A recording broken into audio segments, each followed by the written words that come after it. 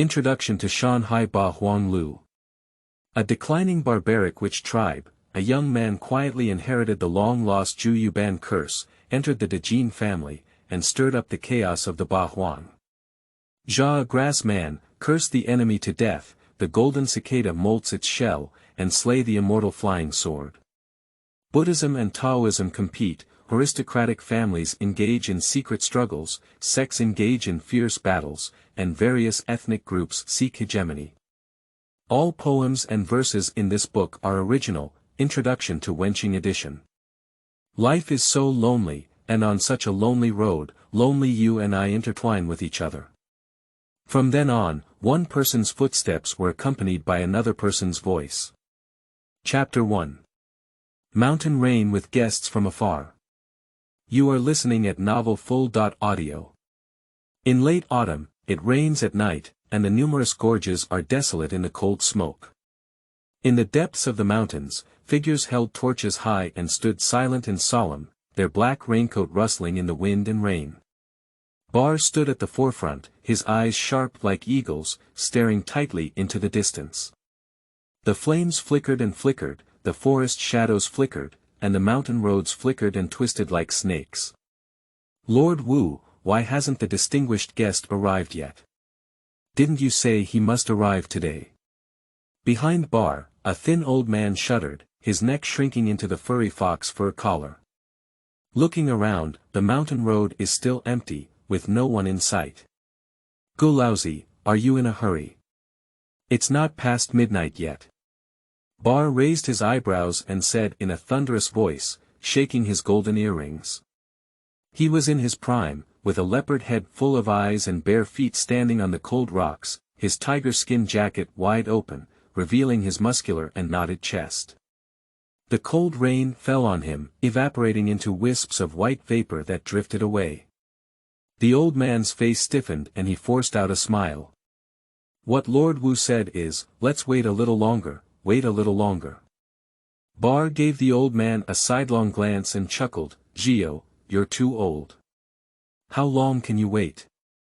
He waved his palm as big as a fan and said, Lord Wuji's body is too weak to withstand the wind and cold. Why don't you help him down and rest quickly? If I freeze him to death, I'll have to pick another Wuji out.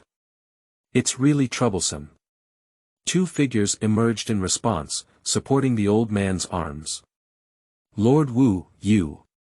Ji Yu's face surged with a hint of displeasure, wanting to break free, but as soon as he touched Bar's cold and stern gaze, his erect waist bent down again.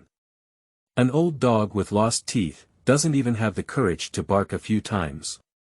Bar sneered silently and looked around the crowd, his colorful lines smeared on the corners of his eyes being reflected in the fiery light. After 10 years of hard work, he finally grasped the power of the entire Wu clan in his hands. The once equally important Wu Ji Yu is now under his control. As for the 15-year-old heir to the clan chief, a young boy who spends his days indulging in extravagance and pleasure, he has long been despised by the entire clan and has become a spendthrift. Bang!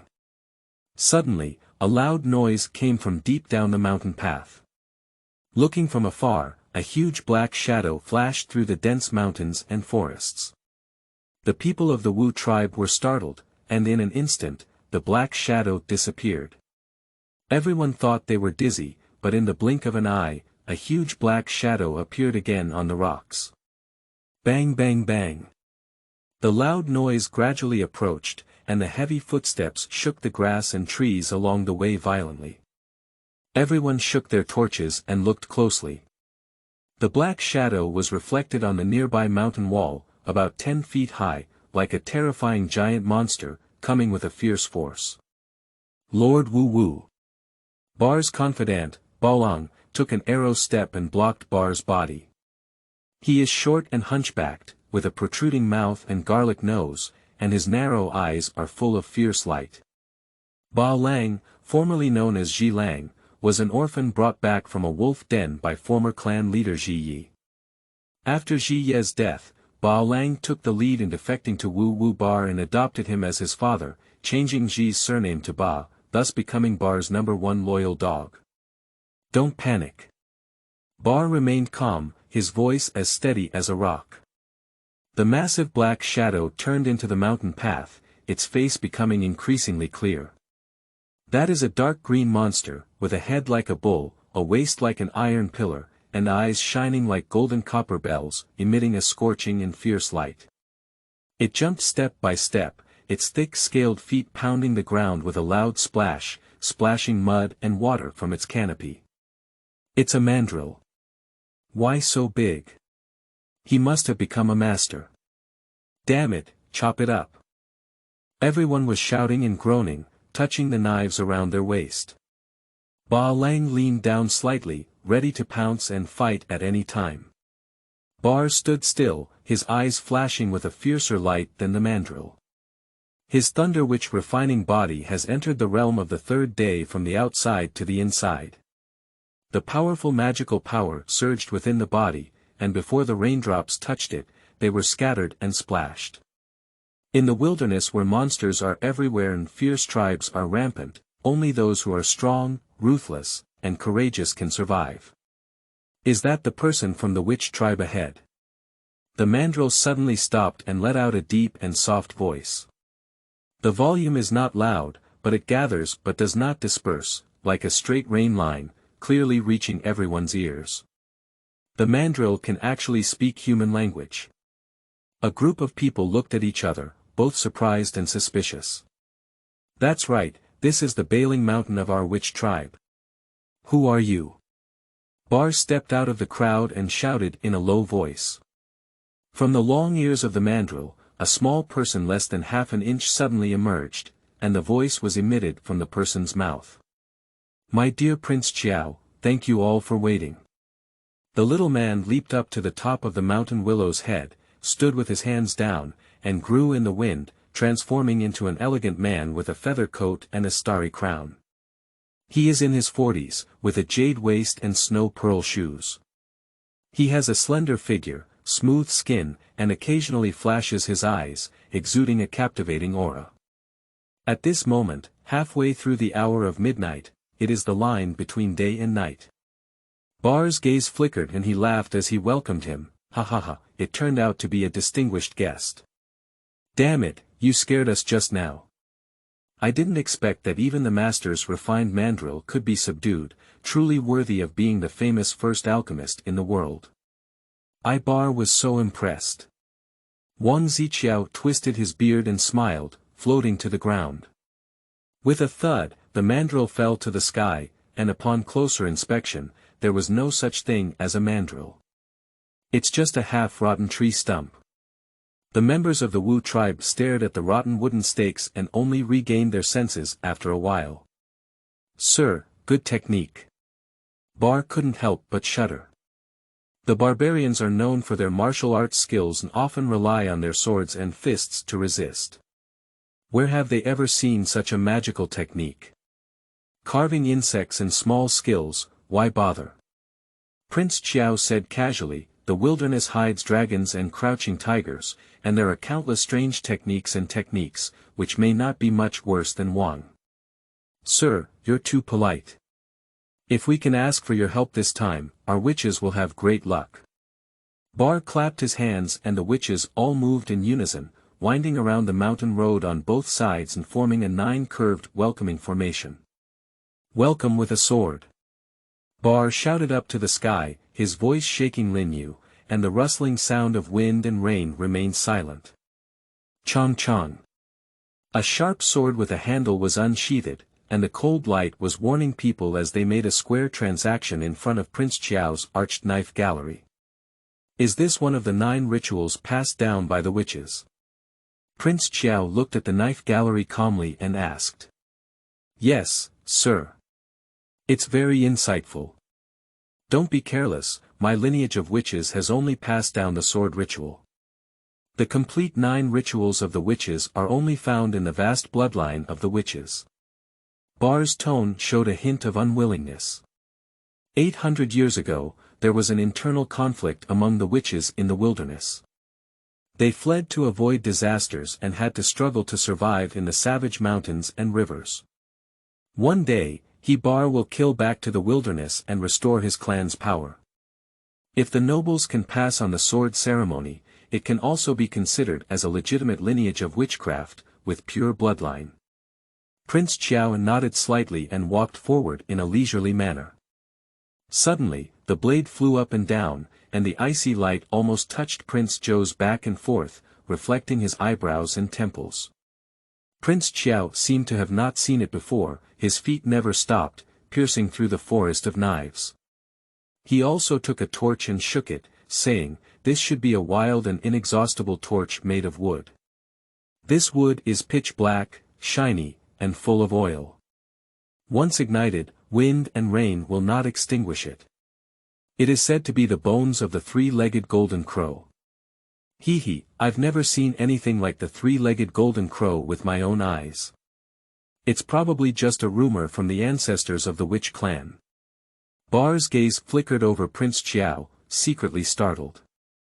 Even as a first-class martial arts master, when faced with a wielding blade, his pupils, heartbeat, and skin pores will react naturally.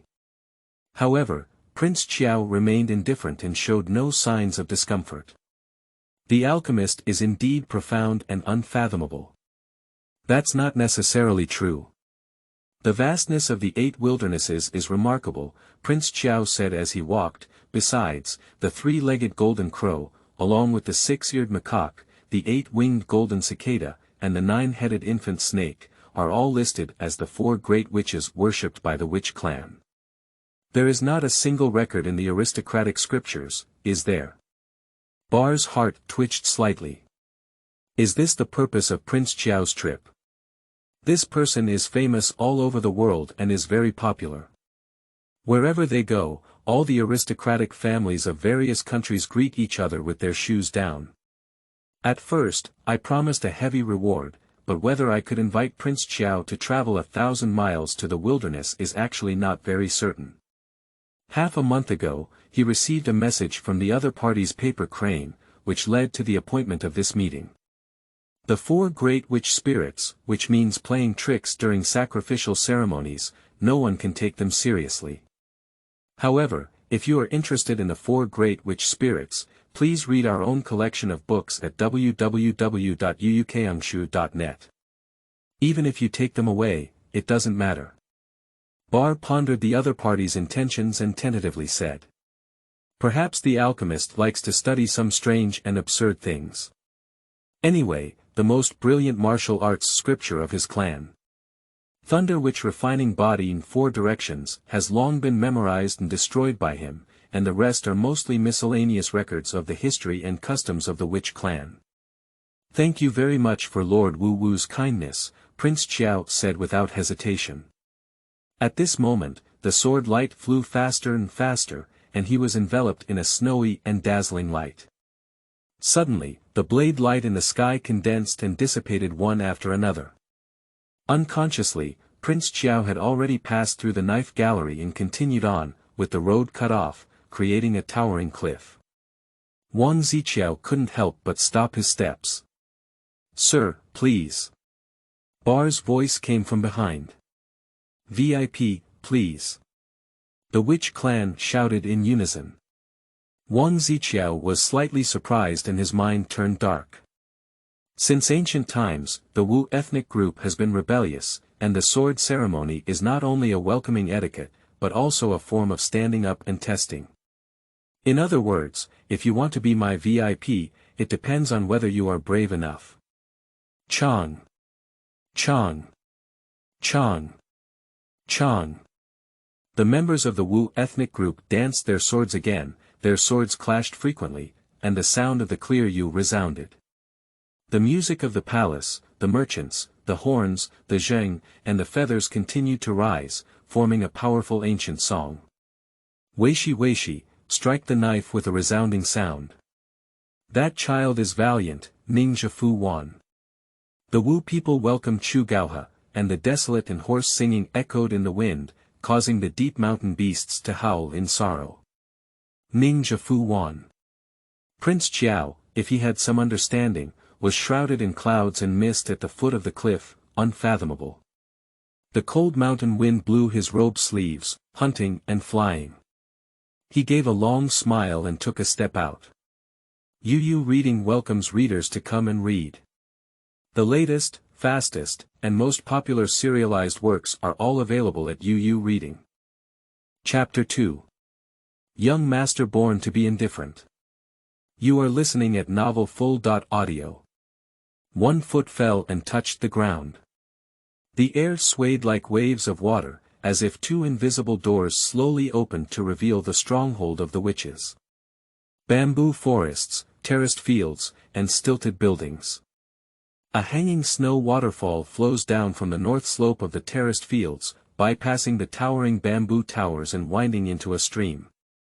Prince Xiao was stepping on the winding path by the creek, with rain splashing down the creek and droplets of cold water soaking his toes. Wishing you a forbidden spell.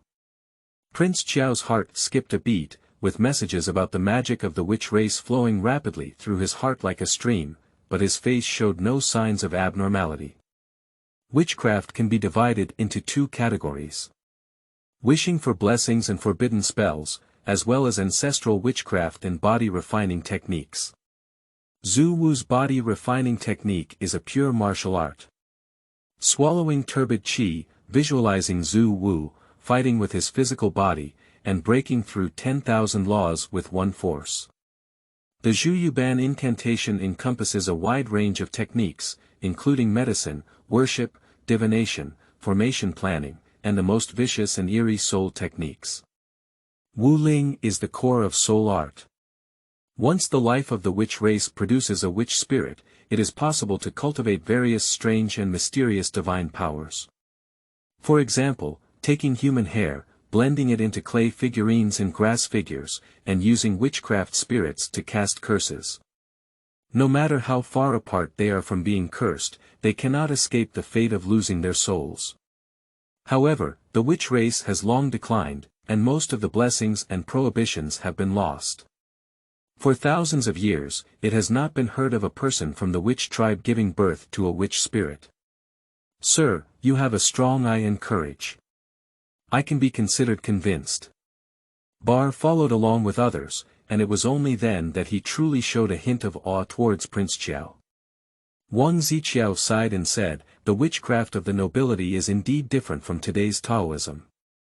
It can be said that they have taken a unique approach and have other wonderful aspects.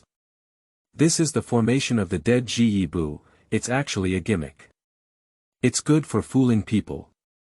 If the enemy really breaks into the village, they have to rely on their fists and knives." Bar chuckled, listening to Prince Xiao's tone, as if he was really interested in witchcraft. This is best, not afraid of what he wants, just afraid of what he doesn't. Flower rack. Prince Xiao gave Bar a faint glance without saying much.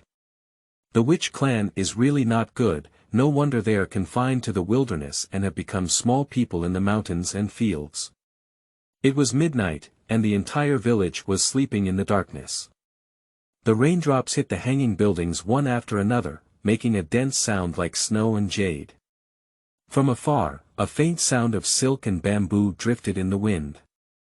The music is full of lingering emotions, yet it is a beautiful melody from the Yunhuang, Jin, and Chu regions.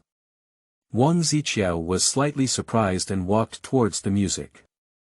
That is a stilted building, hidden alone in the depths of the bamboo forest.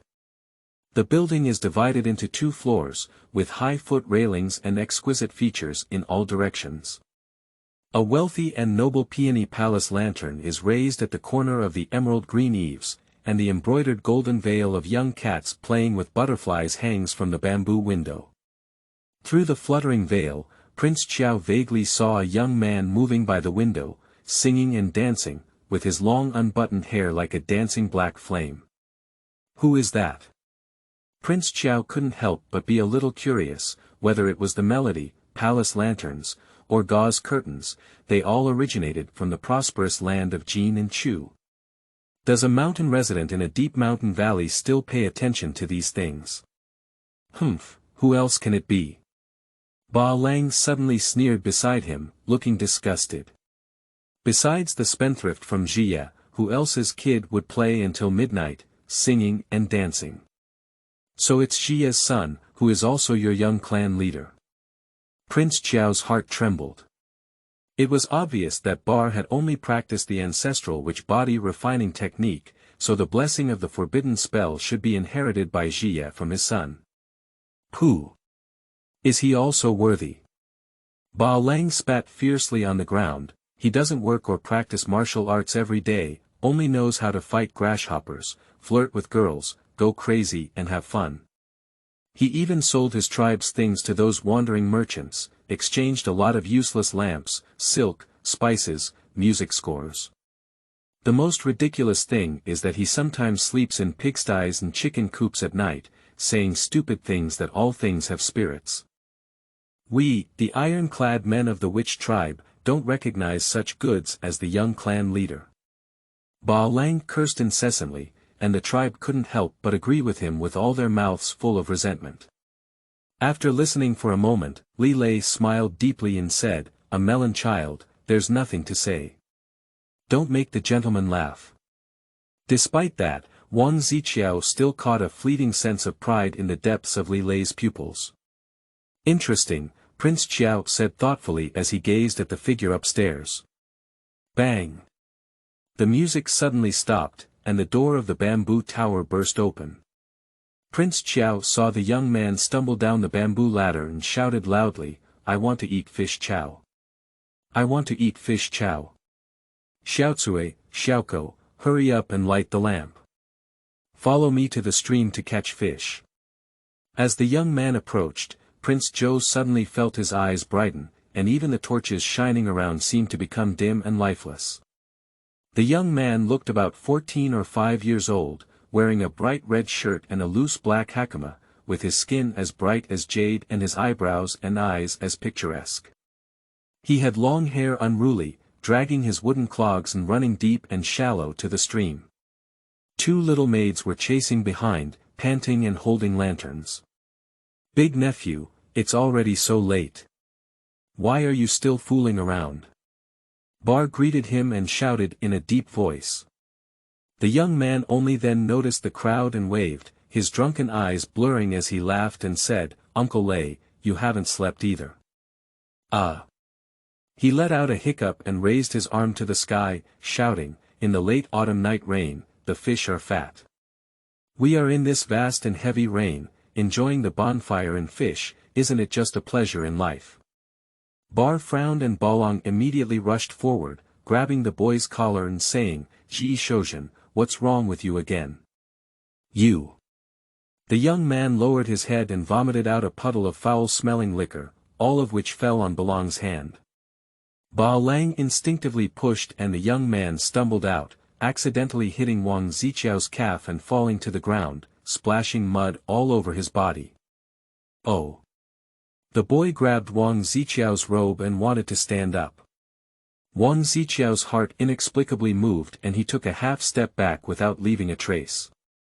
"Big nephew, this is a distinguished guest of our witch clan. Don't act recklessly." Bar stopped and apologized to Prince Qiao. "The child is not sensible, so he is colliding with Sir." "No problem." Prince Qiao glanced at the young man with interest and asked, "Are you Xia's son, called Zisha's It seems like it is." Ji Shoujian wobbled up and ran to the stream, grabbing wildly. "Xiao Cui, Xiao Ko, help me catch fish quickly." After the 2 little maids came over, they dared not act recklessly. Bar's face darkened and he said, "How do you take care of the young chieftain?" The 2 little maids were so frightened that they knelt down trembling. Bar snorted coldly and suddenly swung his fist. Pang! The stream was hit by a huge stone, splashing waves several feet high. A plump carp flipped its white belly and floated up. Wang Ziqiao's pupils contracted slightly. Bar's punch to fish through the air is not only powerful, but also controls the movement of true qi in a subtle way. Although the carp is dead, its surface is intact and not torn apart. Even in the wilderness of clouds, Bar's punch can be considered a stunning move. Ji Shoujian was also knocked down by the waves in the stream, soaking his body thoroughly. But he didn't care and grabbed the carp, dancing and saying, "Fish, fish, tonight we are destined. Although you are dead, your freshness, tenderness, and beauty will always be sung by me. The members of the Wu tribe all shook their heads in disgust, and Bar sighed helplessly. He asked someone to help Ji Shoujin come ashore, set fire to a fire, and let him dry his wet clothes. Hey, you, quickly help me make fish cutlet. Ji Shoujin hugged the carp and pouted at Ba Lang. Ba Lang looked at Ba Lei, who waved his hand. Ba Lang let out a fierce smile, and Yu read book www.yuyukeangshu.net rushed to Ji Shoujin, drew his sword, and plunged straight down. The blade was cold and sharp, with its sharp edge almost touching Ji Shoujin's forehead. Shwa shwa. The blade suddenly sank and landed on the carp in Ji Shoujin's arms, flashing rapidly. Thin and transparent fish fillets bounced up one by one, and Ba Lang's knife light turned empty. All the fish fillets happened to land on the blade, arranged neatly. Here you are. Ba Lang threw down his knife and deliberately stepped on it, causing most of the fish fillets to crumble. Ji Shou felt as if he hadn't seen him before, grabbed the fish fillet and put it into his mouth, with a look of intoxication on his face. Let's go, let the young chieftain enjoy himself slowly. Bar laughed and walked away. Halfway, Prince Zhou turned around. Beside the fire, Ji Shou was truly singing loudly, clapping and dancing. In the spring, the flowers and warblers are busy. Do you know that the day is short and the night is long? Only with a sigh of wind and rain, leaving people feeling hurt. Grain and millet are perishable, but pearls and jade are difficult to store. Where is the beauty, where is the famous general? I am willing to throw away 1,000 pieces of gold, leaving a spring night, picking stars to illuminate candles, cutting off misty clouds to make up. Enough to sing and strike the bottle, one should indulge in endless joy. Dance with a slender waist in the palm, and the jade syrup ripples, who cares about tomorrow's affairs, who laughs at absurdity. In summer, one should feel the end of prosperity, and in autumn and winter, one should be young and old. The night rain is desolate, the campfire is raging, and the young man's undulating figure is like a night elf. Even though his footsteps were floating and his mouth was full of alcohol, his wet clothes were soaked in mud, but he couldn't conceal the graceful and unrestrained aura of elegance. In summer, one should feel the end of prosperity, and in autumn and winter, one should be young and old. Prince Qiao silently recited several times in his heart, suddenly thinking that if Ji Shou hadn't been reckless and useless, he might have died a long time ago. It's really interesting. Prince Qiao brushed his sleeve and smiled, following Bar away without looking back. Chapter 3 Observing Genealogy. Doubts undercover the clouds. You are listening at novelfull.audio. At the beginning of the mountain rain, the birds chirped crisp, and the morning light shone through the bamboo window, casting mottled shadows on the long scrolls. Wang Ziqiao picked up the heavy bamboo slips and took out a roll of old animal skin books from the piled-up desk. Last night, Bar presented all the scriptures of the witch clan for review. But after watching all night, apart from knowing some of the funeral customs, and local cuisine of the witches, there was not much gain. Not to mention soul art, even formations and medical divination have only been briefly mentioned, without involving any inheritance of blessings and incantations. Is this really lost or is it being kept a secret? Boo! The candlelight exploded lightly, and the butter candles on the table just burned out. The green smoke curled up, blurring Wang Ziqiao's eyebrows. He blew off the accumulated dust from the animal skin book and slowly unfolded it. It is said to be a book, but in fact, it is a whole piece of belly skin cut off from the demon beast. The leather is thick and soft, with a deep blue and purple color, faintly revealing a slender texture with overlapping waves. Oh, it looks like the skin of a Kuei bull. Wang Ziqiao was taken aback. Kuei Niu is an ancient demon beast that has almost disappeared. It is only said that it still appears in the underworld of the wilderness. Kuei cowhide has a wide range of effects. It can be used to make armor and refine weapons, as well as to make medicine and alchemy. It is known as a treasure for cultivating martial arts and martial arts. The treasure of the Jin dynasty, the 100 war drums, was made from a complete piece of Kuei cowhide. With the sound of war drums, the blood and energy of 1,000 soldiers surged straight into the sky. This volume of Kuei cowhide book has been sold to the Yunhuang, and I don't know how many noble families will steal their heads. If Bar knew the goods, how could he take out the Kuei cowhide? Moreover, Bar practiced the ancestral witch-body refining technique. Based on this speculation, the inheritance of the Zhu You Ban spell should have fallen into the hands of Bar. The genealogy of the Wu clan's lineage. Wang Ziqiao's fingers slowly slid along the bird and fish-shaped characters on the Kuei cowhide. This is the ancient genealogy of the Wu tribe, which has lasted for millions of years to this day. In addition to bloodline and personal names, important events over the years are also listed. In the 7th month of the Jiazi year of the Tianhuang era, the male branch worshipped the heavens and gave birth to the spirit of the three-legged golden crow. The entire clan celebrated together. When Wang Ziqiao saw this line, his heart couldn't help but quicken. This is the earliest record of the Ji clan involving witchcraft spirits. In the 3rd month of the Jiawu year of the Tianhuang era, Ji Xiong and the sword immortal Crane Lan Shan of the Feather clan fought a decisive battle in the underworld and died together. The Zhu clan mourned together. In the 6th month of the year of Zhuang Yichou, the grandson of the Zhigong tribe offered sacrifices to the heavens and gave birth to the spirit of a 6-eared macaque. The entire clan celebrated together.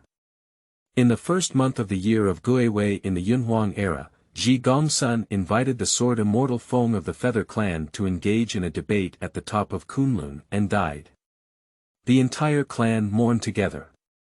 He died again on the sword cultivator of the Feather tribe.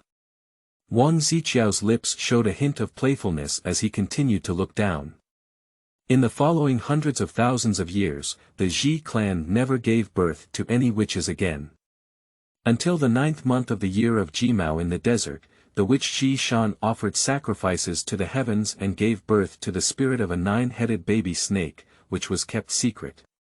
At midnight, Ji Shan cast a blessing and prohibition spell, and the feathered sword immortal eagle Yang died suddenly. In October of the year of Jimao in the desert, Ji Shan was intercepted and killed by the Feather clan sword Xianxia in the air. He was executed 9 times in a row and his body was exposed in the wild. The Zhu clan hated him together. He Qingkong is truly the most powerful sword immortal in the history of the Feather tribe. Prince Qiao secretly praised, and Ji Shan gave birth to the spirit of a 9-headed baby snake, giving birth to 9 lives. He Qingkong actually killed her 9 times in one breath, and her swordsmanship cultivation was astonishing. No wonder his sword shattered the void in the future and flew away. Wang Ziqiao looked further down and said, in the 1st month of the barbaric year of Xinhai, there was a great upheaval within the clan. The 3 clans, Ji, Zhu, and Gong, led their troops to flee. The head of the Ji clan, Ji Dang, and 3,700 members of the legitimate lineage, as well as 84,113 vassal clans, were far away from the wilderness. In December of the year of Xinhai in the wilderness, the Ji clan arrived in the wilderness and settled in Bailing Mountain. There were 907 legitimate clan members and 2,663 vassal clan members. Is it a natural disaster or a man-made disaster that nearly 10,000 people died during the barbaric migration of the Ji clan? Prince Qiao stroked his beautiful beard and fell into contemplation. This is recent history from 800 years ago. At that time, the Wu tribe was weak and officially paid tribute to the Feather tribe in the wilderness, causing internal strife among the Wu tribe. Several witch tribes angrily left, and more than 10 tribes launched a suicidal rampage against the Feather tribe, ultimately failing to survive. At this point, the witch race was in a state of decline and could only survive in the wilderness.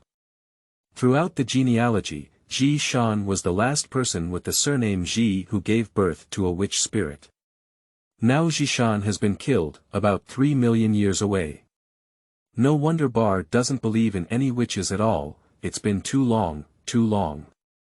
Even the bird and fish-shaped ancient characters of the Wu tribe have gradually been replaced by the square characters commonly used in the 8 Wastelands. Wang Ziqiao's gaze ultimately fell on the Kuei cowhide. In the wilderness of Ding Weinian, he met the enemy in the wilderness mountains and died in battle on the spot. Who is the enemy? How did Jie die in battle? Who wrote this record? The content is too vague, like deliberately hiding something. Ji has died, who has obtained the Zhu You Ban spell. Wang Ziqiao's eyes flickered, and his fingers traced onto the last 2 names of Kuei Nyopi. Ji Yu, and Ji Shou-zhen, repeatedly tapping them. Is it the shaman who is responsible for sacrificing and praying, or the promiscuous playboy? Wang Ziqiao pondered for a long time, then rose up and walked leisurely down the bamboo tower. The people in the village got up early, and the women were already busy. Feed chickens and pigs, sew clothes and grain, and drive the donkeys at home to pull the millstone. They saw Prince Zhou, some shy and avoiding him, while others glared at him fiercely, whispering a few words from time to time.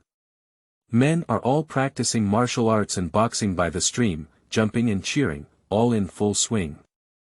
The children also rolled up their sleeves, gestured and shouted in a dignified manner, chasing the yellow dog around. Intentionally or unintentionally, Prince Xiao slowly walked along the stream into the bamboo forest. The lights suddenly darkened, and there was no one around. 2 or 3 drops of residual rain slid down from the dense bamboo leaves and landed on a small puddle, emitting a cold faint sound. The hanging-footed building is far away, with damp palace lamps and curtains swaying in the wind, like birds soaking their beautiful feathers and trembling coldly. 2 little maids sat back under the bamboo tower, dressed in raincoat, dozing off with their arms propped up. Wang Ziqiao coughed lightly, and they immediately woke up and stood up in a flurry. Xiao Cui, Xiao Ko. Prince Xiaowen smiled. Hello sir, the 2 stuttered. Wang Ziqiao chatted with them for a while, picking out some local customs and traditions from various countries in the wilderness. He had a gentle demeanor and a soft tone. The 2 little maids gradually let go of their restraint and listened with great interest, even curious to ask questions. Wang Ziqiao said a few interesting things, which made the 2 of them cover their mouths and laugh. Did you stay up all night? Prince Zhou asked as he looked at their swollen eyelids. Xiao Cui said, Lord Jiwu asked us to guard the young clan leader to prevent him from causing trouble. Xiaoko pouted and said, I've always been like this, I've gotten used to it. Wang Ziqiao asked again, has the young chieftain not woken up yet? Xiaoko snorted, he won't wake up until he sleeps in the sun and basks in his buttocks. Anyway, he doesn't work either. Wang Ziqiao smiled and said, Lord Jiwu must love the young clan leader very much. Xiaoko couldn't help but complain, no, it's not. Wherever the young clan leader goes, we'll follow him. If the young clan leader behaves recklessly, we'll be punished. The young clan leader is happy, but he ignores us. My mother says he's just a worm, shameful. Xiaoko. Xiaocui gave the other person a reproachful glare.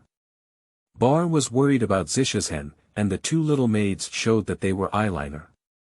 Wang Ziqiao's heart was clear, no matter what Jisho really did, Bar would tolerate it, and it was always the people around Jisho who were unlucky. Over time, the people of the tribe naturally became increasingly dissatisfied with Jisho. This is the art of politics. What does the young chieftain like to do on a regular basis? Prince Xiao asked without showing a trace.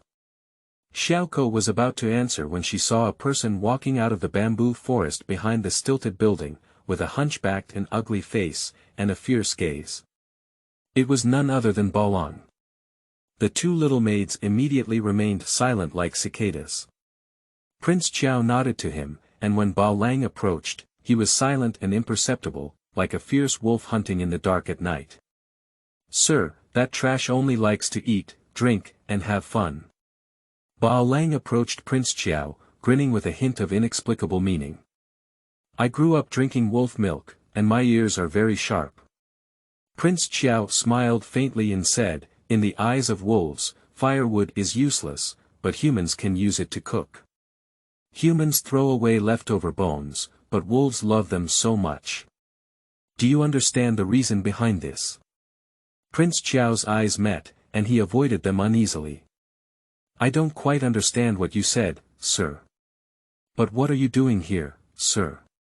Last night, I heard the poem sung by your young clan leader and thought it was wonderful. So I wanted to ask, what is the name of the poem? Wang Ziqiao casually said, why are you here? Bang! A pine and crane blue and white vase was thrown from the window of the stilted building and smashed to the ground, shattering into pieces. Early in the morning, why are you arguing? Disturbing people's beautiful dreams is unforgivable. Everyone heard Ji Shou's true cry, followed by a clang. Several white jade carved cups, a pile of chicken bones, and a lake blue glazed urinal were thrown down again, and urine in the urinal splashed everywhere, emitting a foul odor.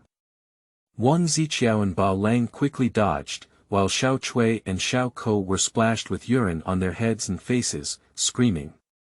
The rain from the sky nourishes all things. I have something even fresher here, do you want it? Ji Shouzhen yawned and lazily leaned against the window sill, naked. Ba Lang angrily said, Ji Shouzhen, do you still have face in front of outsiders? Ji Shouzhenmu was surprised and said, he's an outsider, are you my insider? He casually picked up a wine jug and moistened his head and face. He wiped his face and said, the ancient said, the sky and the earth are everywhere. This stilted building is my clothes, and this bamboo forest is my pants. Now you're getting into my pants and asking me if I want to be shameless. Ba Lang's face was swollen as if he was about to bleed, but Prince Qiao clapped his hands and laughed, disturbing people's clear dreams, it was my impolite behavior. I thought the young master's temperament would definitely stay up all night, seeking pleasure without sleep. Ji Shou gave him a sidelong glance and said, you flattered me well. I gave you that potty as a reward. You look a bit familiar. Are you a new servant bought by Uncle Lei? Bold, this is Lord Wu Wu's distinguished guest. Ba Lang couldn't help but roar and said to Prince Qiao, Lord Wu has set up a breakfast for me to invite you. Breakfast banquet. Ji Shouzhen's eyes lit up as he casually pulled on a snowflake silk robe and ran downstairs excitedly. How could I have eaten less wine? Uncle Lei must have hidden a lot of good things. Before Ba Lang could object, Prince Qiao said happily, then let's go together. Ba Lang, lead the way. Ba Lang hesitated to speak and gave Ji Shouzhen a reluctant glare, then shook his head and walked ahead. Wang Ziqiao was shocked to see the dark water stains on his back, and then smiled meaningfully. Watching Ji Shou all night really turned out to be someone else. Assassin Hunter of Genesis is also being serialized, everyone can take turns reading 2 books, UU Reading welcomes readers to come and read. The latest, fastest, and most popular serialized works are all available at UU Reading AMP, LT/AMP, AMP, GT AMP, LT, AMP, GT, UU reads a book AMP, LT/AMP, GT. Chapter 4. Attempting to understand the reasons for abnormal signs. You are listening at Novel Full. Audio. The bamboo window was open, with ventilation on all sides. Bar stood tall on a colorful tiger leather chair, looking forward to himself. The actions of the people outside the building were all visible. He likes this kind of condescending taste. Bar glanced at Jiyu, the 90.9-year-old witch priest sitting at the edge of the banquet, wearing a crown of thorns on his head and animal teeth hanging from his neck. He was dressed in the traditional black-edged red sacrificial robe of the witch tribe, embroidered with ancient characters in the shape of birds and fish. It's probably a long time since I've worn it, and the ceremonial robe is a bit wrinkled, emitting a dusty and decaying smell. This old guy is really annoying. Bar impatiently tapped on the armrest, turned his head, accompanied by a smile, and the dense wrinkles on his face squeezed even tighter. Bar suddenly frowned and said, "Gelatzi, is that Guawazi coming to cause trouble again?" From afar, he heard Jisho really talking loudly. "I must have heard that Lord Wu Wu is setting up a bar." Jio hesitated as he looked at Bar's expression. Shozhen is not young anymore. Shouldn't he also know about these strange things happening in the village recently? Bar raised his eyebrows and said, "He knows what's going on. He can use his butt." He leaned forward and stared at Jio with a tiger's gaze. "Providing him with good food and drink is enough. Man, be content. Isn't that right, Lord Wuji?" Jiyu twitched slightly at the corner of her mouth and lowered her gaze. In recent years, Bar has been weakening the role of witchcraft. Even the routine spring festival has been cancelled. Ba Lang stepped up the bamboo ladder, and Dalala passed by Jiyu and whispered a few words in Bar's ear. Jiyu silently tightened the hem of his robe, with a hint of gloom flashing in his eyes. Jie is not stupid either. Why did he just pick up a white-eyed wolf? Amazing. I can't believe that the annual banquet at the Grand Jin Palace will be celebrated for 10 days and 10 nights, with thousands of people ringing bells and playing music together. If there is a chance, I must go and have a good time. By the way, I also heard the bartender say that the cloud silk produced in Dachu is light and soft, and it will still shine at night. Is it true? Ji Shozhen and Wang Ziqiao walked in side by side, still scolding and laughing. The reason why the cloud silk shines is because it is mixed with the silk of the noctilucent spider. Prince Qiao Jing explained that Ji Shou had already left him, grabbed the red pork elbow from the plate, chewed it heavily, and said vaguely, "Uncle Lei, you're not interesting enough. You don't call me after all the wine and vegetables, you're giving outsiders a good deal. Don't speak recklessly." Bar scolded Ji Shozhen a few words, walked off the tiger skin chair, picked up the bamboo tube on the table, and saluted Prince Qiao first. The banquet has been set up long ago. Wine is homemade rice wine, with a milky white color and a slight turbidity. It is filled with green bamboo tubes one by one. The dishes are mainly meat. Braised bamboo chicken with bamboo shoots, spicy fried suede legs, steamed leopard cubs, stewed bear paws with scallions. In the center of the hanging stove hangs a tusked pig with golden skin, deliciously oily and emitting a rich aroma. I am a member of our own clan's witchcraft festival, and I would like to toast you, sir. Jiyu stood up straight and raised a bamboo tube to greet Prince Qiao. I felt a cold yesterday and felt unwell, so I cannot go to greet you. I hope you can forgive me. Ji Shozhen threw away the pig elbow, licked the sauce on his finger, and casually said, "Uncle is sick." This is amazing. You are a witch priest, and you are the best at treating diseases and taking medicine. A little cold rarely beats you.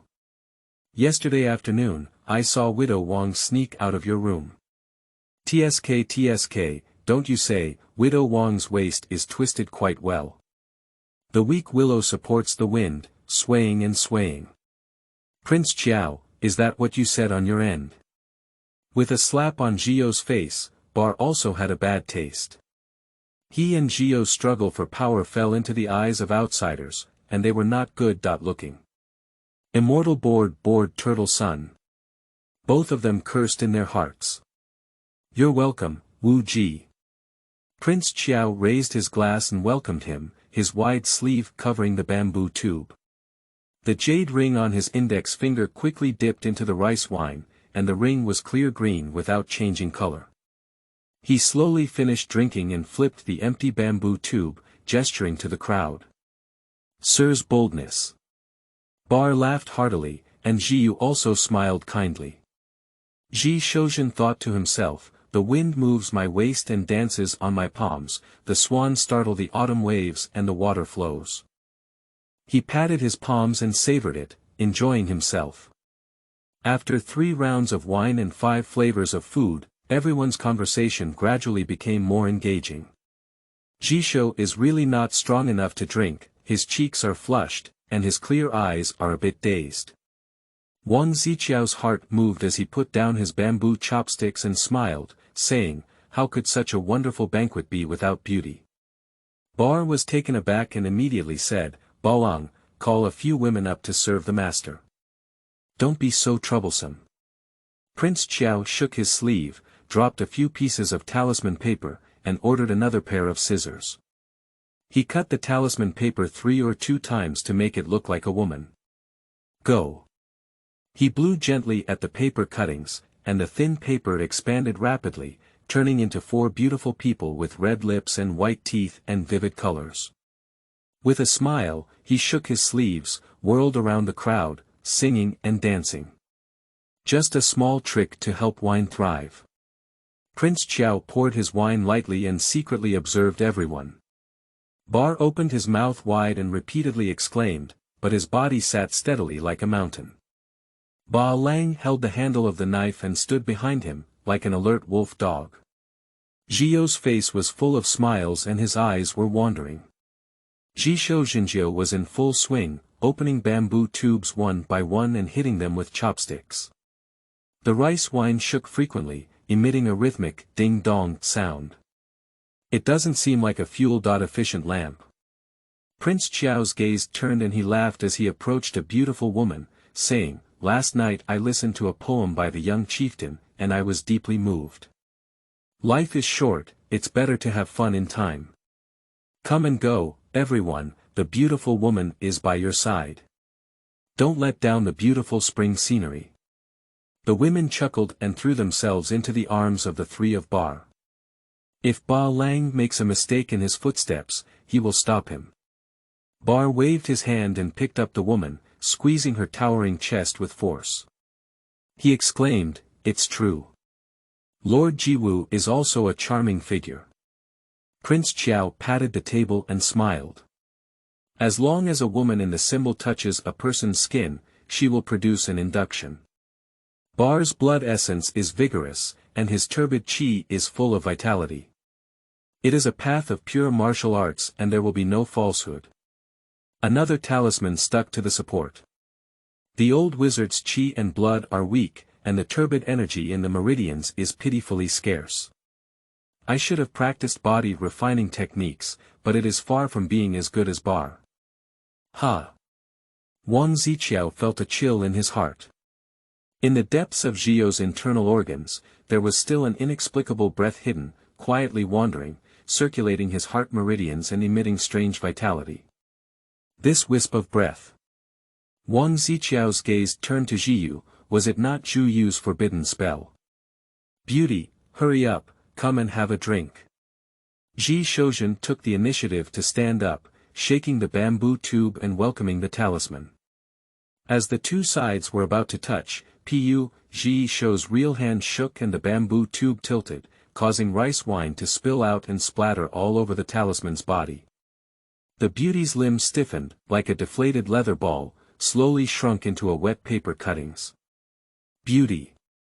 Where's the beauty? Prince Qiao, what's going on?" Zhi Shoujin held half a barrel of wine, looking confused and looking around. Wang Ziqiao looked at him calmly, then suddenly smiled and said, "It was originally a paper figure, soaked in water, where can it be used again?" He shook his robe sleeves, and the other 3 beauties also fell into paper. "I've had enough wine, and now I'm in high spirits. The young clan leader, Wu Wu, and Wu Ji, let's get down to business. The nobles respectfully invited me to come far away." "What's going on?" Prince Qiao asked. "Business. What business? I'm not interested in it." Zhi Shou sat down in a daze and let out a hiccup, burying his head in eating and drinking. Bar and Zhio looked at each other, and Bar put down the wine barrel. "Zhio, the first thing you encountered was something you knew best. You can tell it to the teacher yourself." "That was still a year ago," Zhiyu pondered for a moment and said slowly, "On the night of the first day of October, Uncle Zhi in the village died. Uncle Zhi was over 170 years old, and even if he died, he would be considered a good night's sleep. It's not surprising. According to the rules of the clan, the dead should be cremated. But when everyone piled up firewood, Uncle Xi's body disappeared and could not be found anywhere. How come I didn't know about this kind of thing? Xi Shou looked up in a daze. Ba Lang snorted, you got drunk and slept like a dead pig. What else can you know? Nothing like this has ever happened in the family. I feel a little uneasy, but I also think that some melon child may have deliberately played tricks on others. Zhio stopped and continued, in the middle of the night, there was lightning and thunder, and there was a rainstorm. I was awakened by the thunder. Suddenly. He widened his cloudy eyes and hissed, I actually saw Uncle Bao. His face is against the bamboo window, staring straight at me. Zhiyu slowly turned his head and looked out the window, as if that face was still facing him. Everyone fell silent, Bar's face darkened, his fists clenched with a creaking sound. Zhiyu calmed down and continued, I exclaimed in shock, Uncle Bao. It's not you. He nodded at me without saying anything. I quickly got out of bed and just took the medicine powder to ward off evil, but Uncle Bao disappeared. I chased after him and saw 2 rows of crooked footprints on the muddy ground, which were Uncle Bao's right. He was tall and had feet much larger than those of others. While I called for help, I followed the footprints and chased after him all the way to the altar at the top of the slope. I saw Uncle Bao's limbs spread out and lying motionless on the altar. A hint of fear flashed in Zhio's eyes and he said, the altar is filled with blood and water, it's Uncle Bao's own blood. His body has shrunk and drained all the blood. A gust of autumn wind sobbed through the bamboo window, bringing chills. Zhi Shouxin shuddered and said, you're faking a corpse. If it were a fake corpse, how could it have shed all its blood? Zhi Yu shook his head and said, since then, strange things have happened one after another in the village. At the end of the year, Ba Meizi's pig died suddenly overnight, with its skin and flesh withered like paper, but there was not even a drop of blood in the pigsty.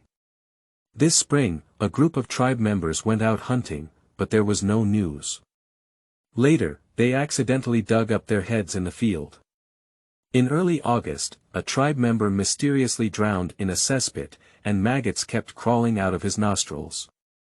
He spoke slowly, his voice dry and hoarse, making one's spine tremble. Last month, something strange happened to me too. Ba Lang looked at Bar, who nodded. Ba Lang suddenly pulled off his short jacket, revealing his furry chest. Dense bright red small blood bubbles distributed on the chest, gently trembling, forming a eerie head pattern. The person's head and face are old, with a sly smile on their face, and their long eyebrows hang down to the corner of their mouth. This is Uncle Bao's face. Ba Lang said sternly, I squeezed out the blood bubbles, and they grew out. Squeeze again, grow again. The witch priest has also seen it, he used all kinds of medicine, but it doesn't matter. I've been hit by evil, this must be hit by evil. Zhi Shou got up in panic and knocked over the desk. Pop. A tube of unopened rice wine poured down, and the bamboo stopper slid out, causing the liquor to gush out. The hearts of the crowd trembled, and Prince Qiao quietly gazed at the flowing wine, which had a dark red color and a pungent smell. This is not rice wine, it's clearly crimson blood. Chapter 5. Clever tongue boosts the waves. You are listening at novelfull.audio. Bang. Bar punched angrily to the ground. Although the bamboo board does not shatter, the fist force is like a trembling wave, spreading in all directions along the floor, causing the entire suspended-footed building to shake. The bamboo tube fell with a thud, cracking one after another, and the milky white rice wine flowed everywhere without any abnormalities. Only my wine has a problem.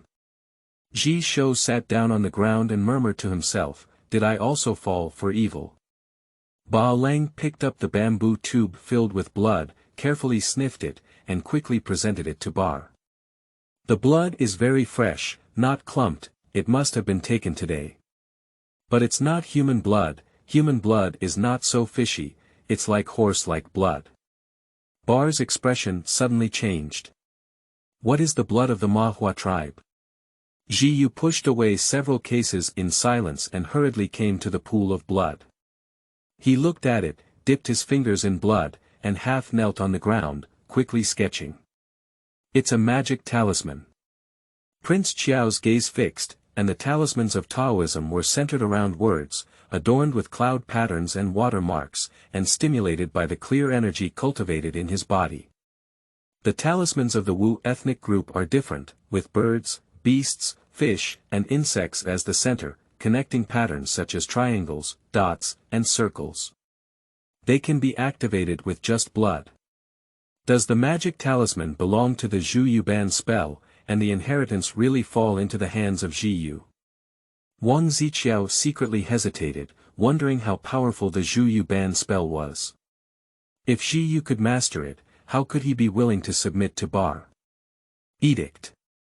With a pinch of the finger, the blessing symbol drawn with blood slowly flows. After a while, at the center of the talisman, a monster appeared faintly, resembling an ape but not an ape, resembling a human but not a human. What a horse-like blood! Zhu Yu stared at the monster in panic. This is terrible. Mahua, along with the 4 tribes of Huji, Sanrong, and Shakerman, are the most powerful indigenous tribes in the wilderness. The shark has always been mysterious, living in seclusion in the deep sea of the wilderness and extreme west. Only when the Mirage Market opens on July 1st every year, can they appear and trade with foreign tribes. Dogs roam the southern wilderness, skilled in mining and refining weapons, as well as playing mechanical puppets. It is said that their capital is a huge underground maze. Tiger demons have been occupying the northern forests for years and have established their own ghost cult. The sect leader Yin Jiuyo used the white tiger 7 evil blade and the ghost Shan Yin Qi to fight through the wilderness without a single defeat, earning him the title of the top expert in the wilderness. Ma Hua is the hegemon of the 100,000 mountains in the east. The Ma Hua tribe is fierce and lustful, and they love to kidnap women from other tribes the most.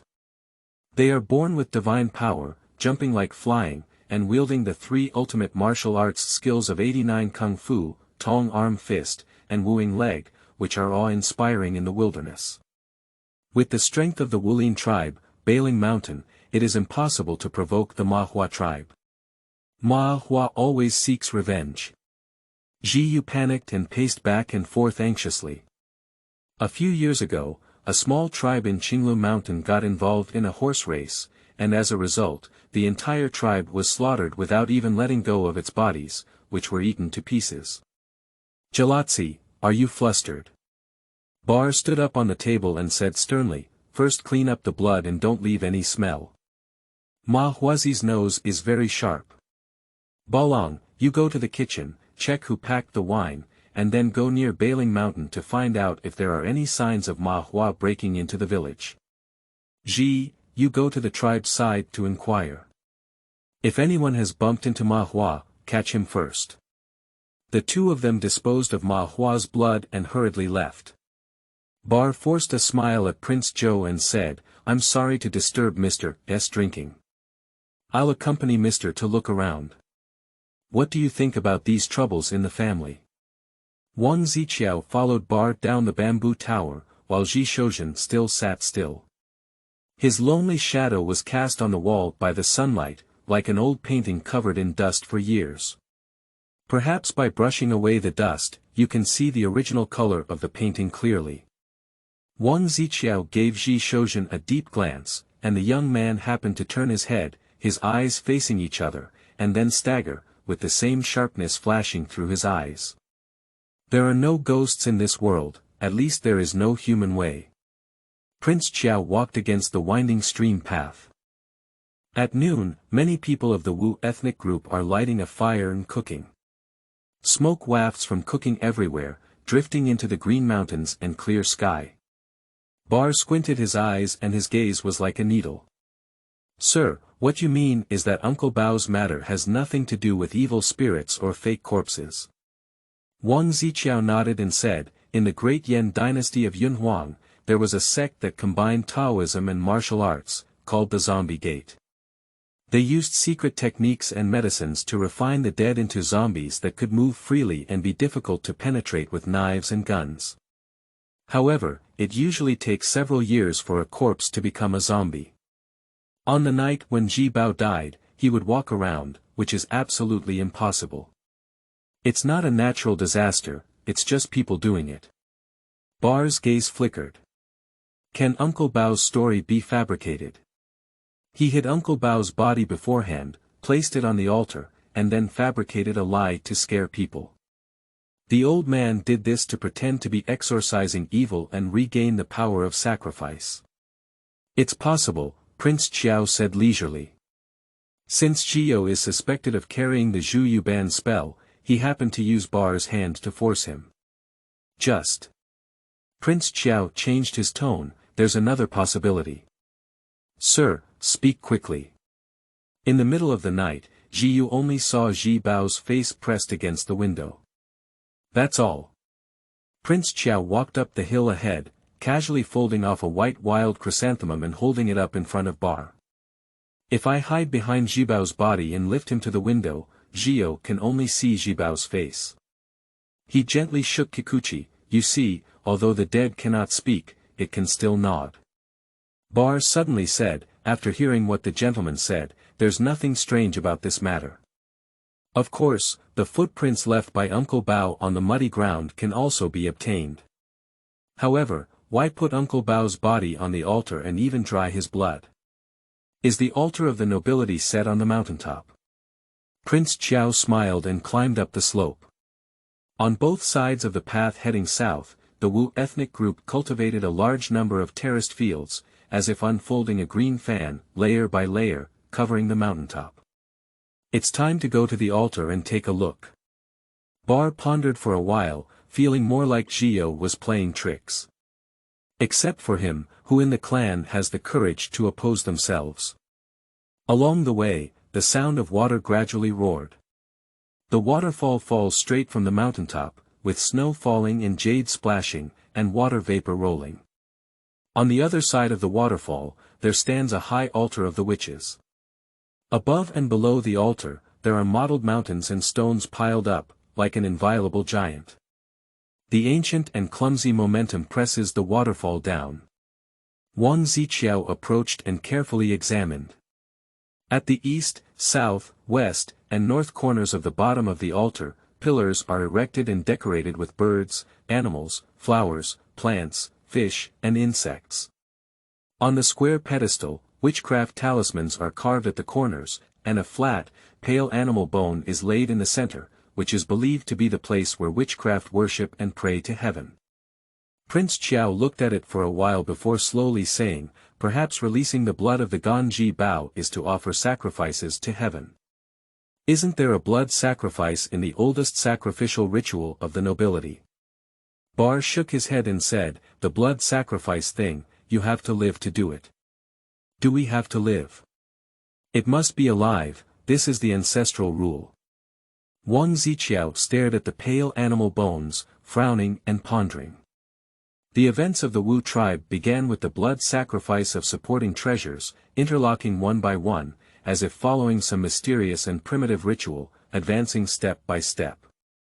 He lifted his head, and the wind blew over the mountain, whistling past the altar, as if the cries of lonely souls and wild ghosts echoed around him.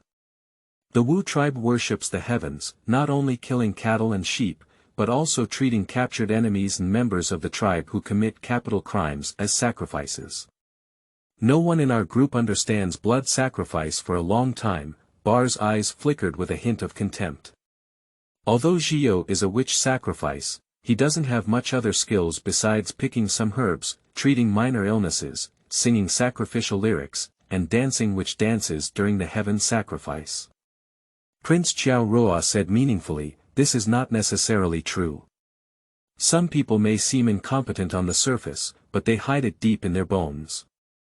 The current ruler of the Yan dynasty, Morongguan, pretended to be foolish when he was young and deceived powerful officials.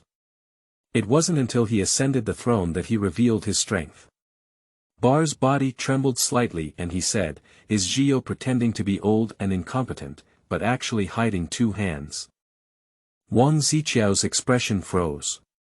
He had intended to steer the tide of trouble towards Ji Shoujin and understand the true and false nature of the young man. In this way, by using Bar's dual approach to Ji Yu and Ji Shoujin, the whereabouts of the Zhu You Ban spell can be determined. Unexpectedly, Bar had a wrong idea. Playing around in the pigsty, getting rid of the hunting team, drowning individuals in the cesspool. Zhio really has this ability. Bar was already a bit wary of Zhio, and now he became more and more suspicious. Meiyu couldn't help but let out his murderous gas. Yu reading www.yuyukeangshu.net, the old thing is deliberately causing trouble, making it impossible for him to sit in the position of clan leader. To do these things, one cannot do them alone, Prince Qiao pondered. There are still a few people under the hands of the old man. Bar sneered, thought for a moment, and suddenly felt it was not appropriate. That's not right. Even if Zhio wants to cause trouble, he won't bring Ma's blood. Isn't this asking for trouble?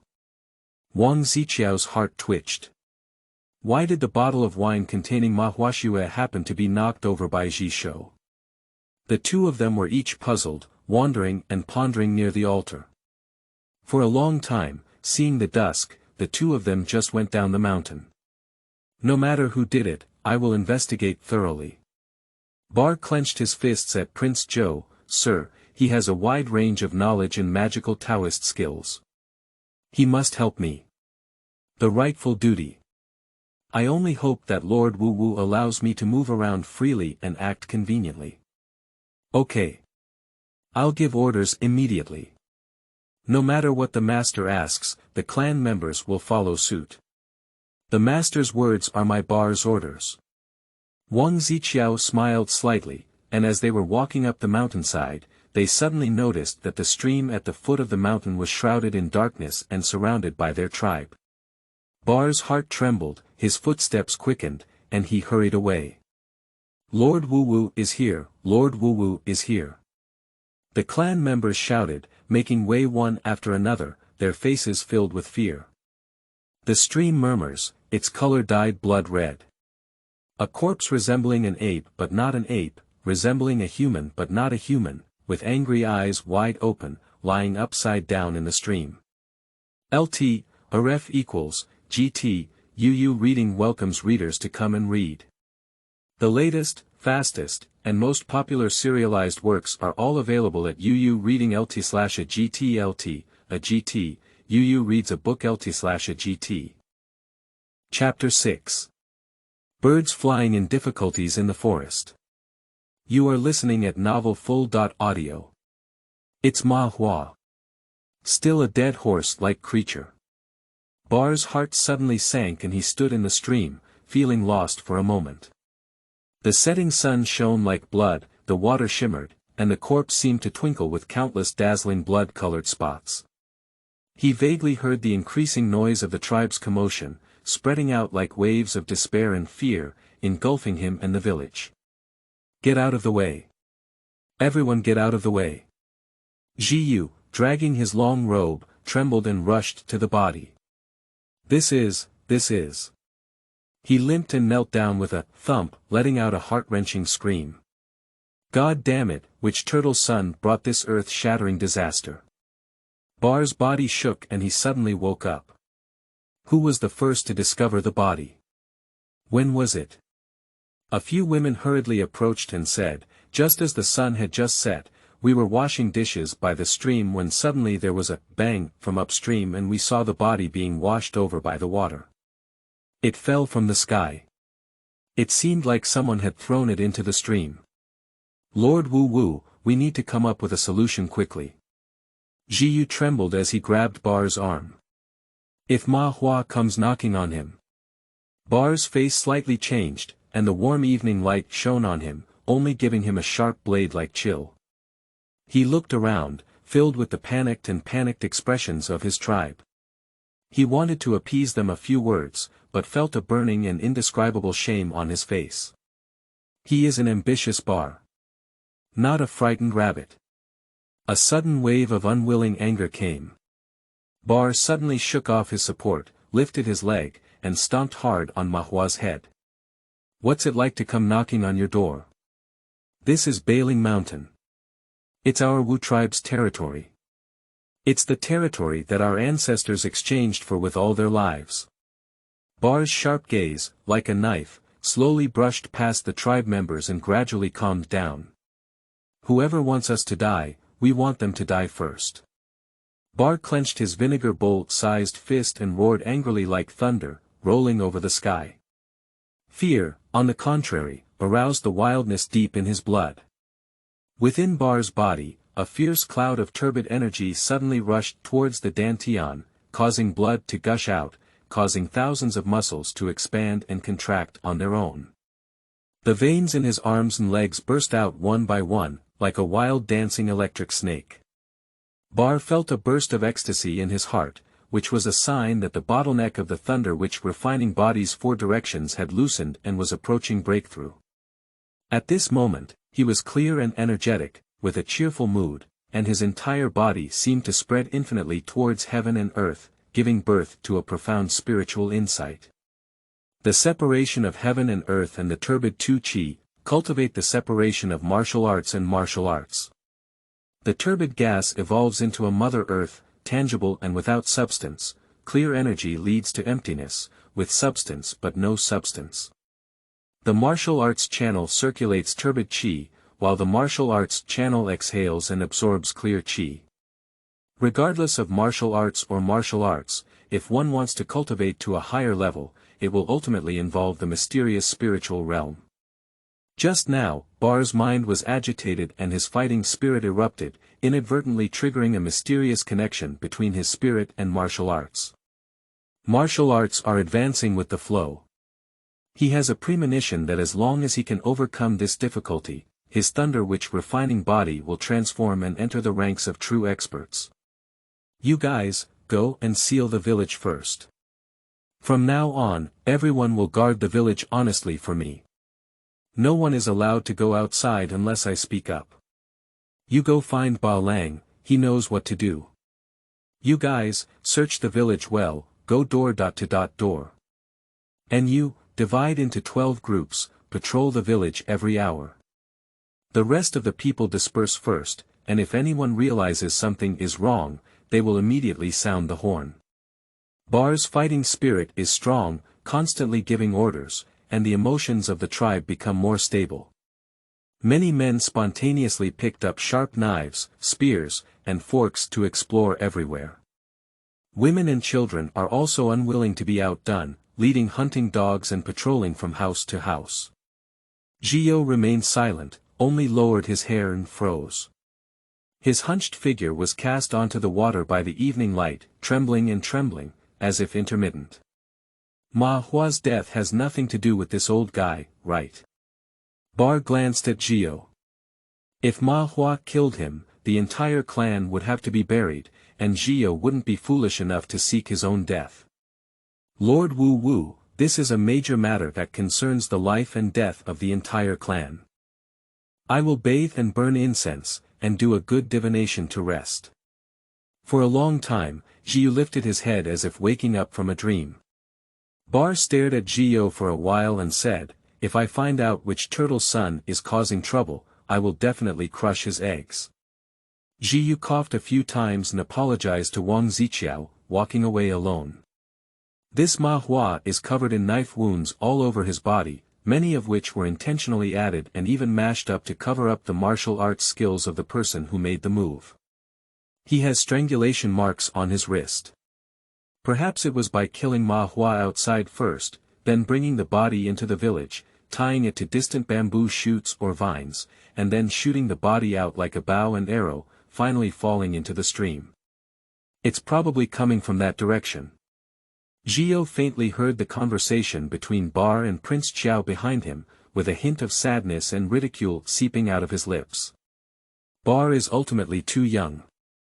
Just like a brave and fierce buffalo calf, even if it collides with a pack of wolves, it refuses to give up and fights with its horns. But this one fight, but even the last chance to escape was lost. Zhu looked at the tribe members who were guarding back and forth, and a cold smile disappeared in the evening mist. The most important thing to do now is not to investigate and prevent, but to decisively abandon the village, let the ethnic people bring enough money and food, and disperse and flee. What if Barecher discovers the truth? Will the cruel Ma Hua let go of the witch race as a result? The person who killed Ma Hua is mostly trying to bring Ma Hua into the village and borrow a knife to kill him. A wave of schadenfreude surged from my heart. Bar loves power too much, loves competition too much, and is destined to die hard. Did he think that when Ma Hua came to kill, Prince Xiao would help the village? I won't do it. The alchemist's gaze at people seemed gentle and pure, but in fact, it was a distant and unreachable indifference.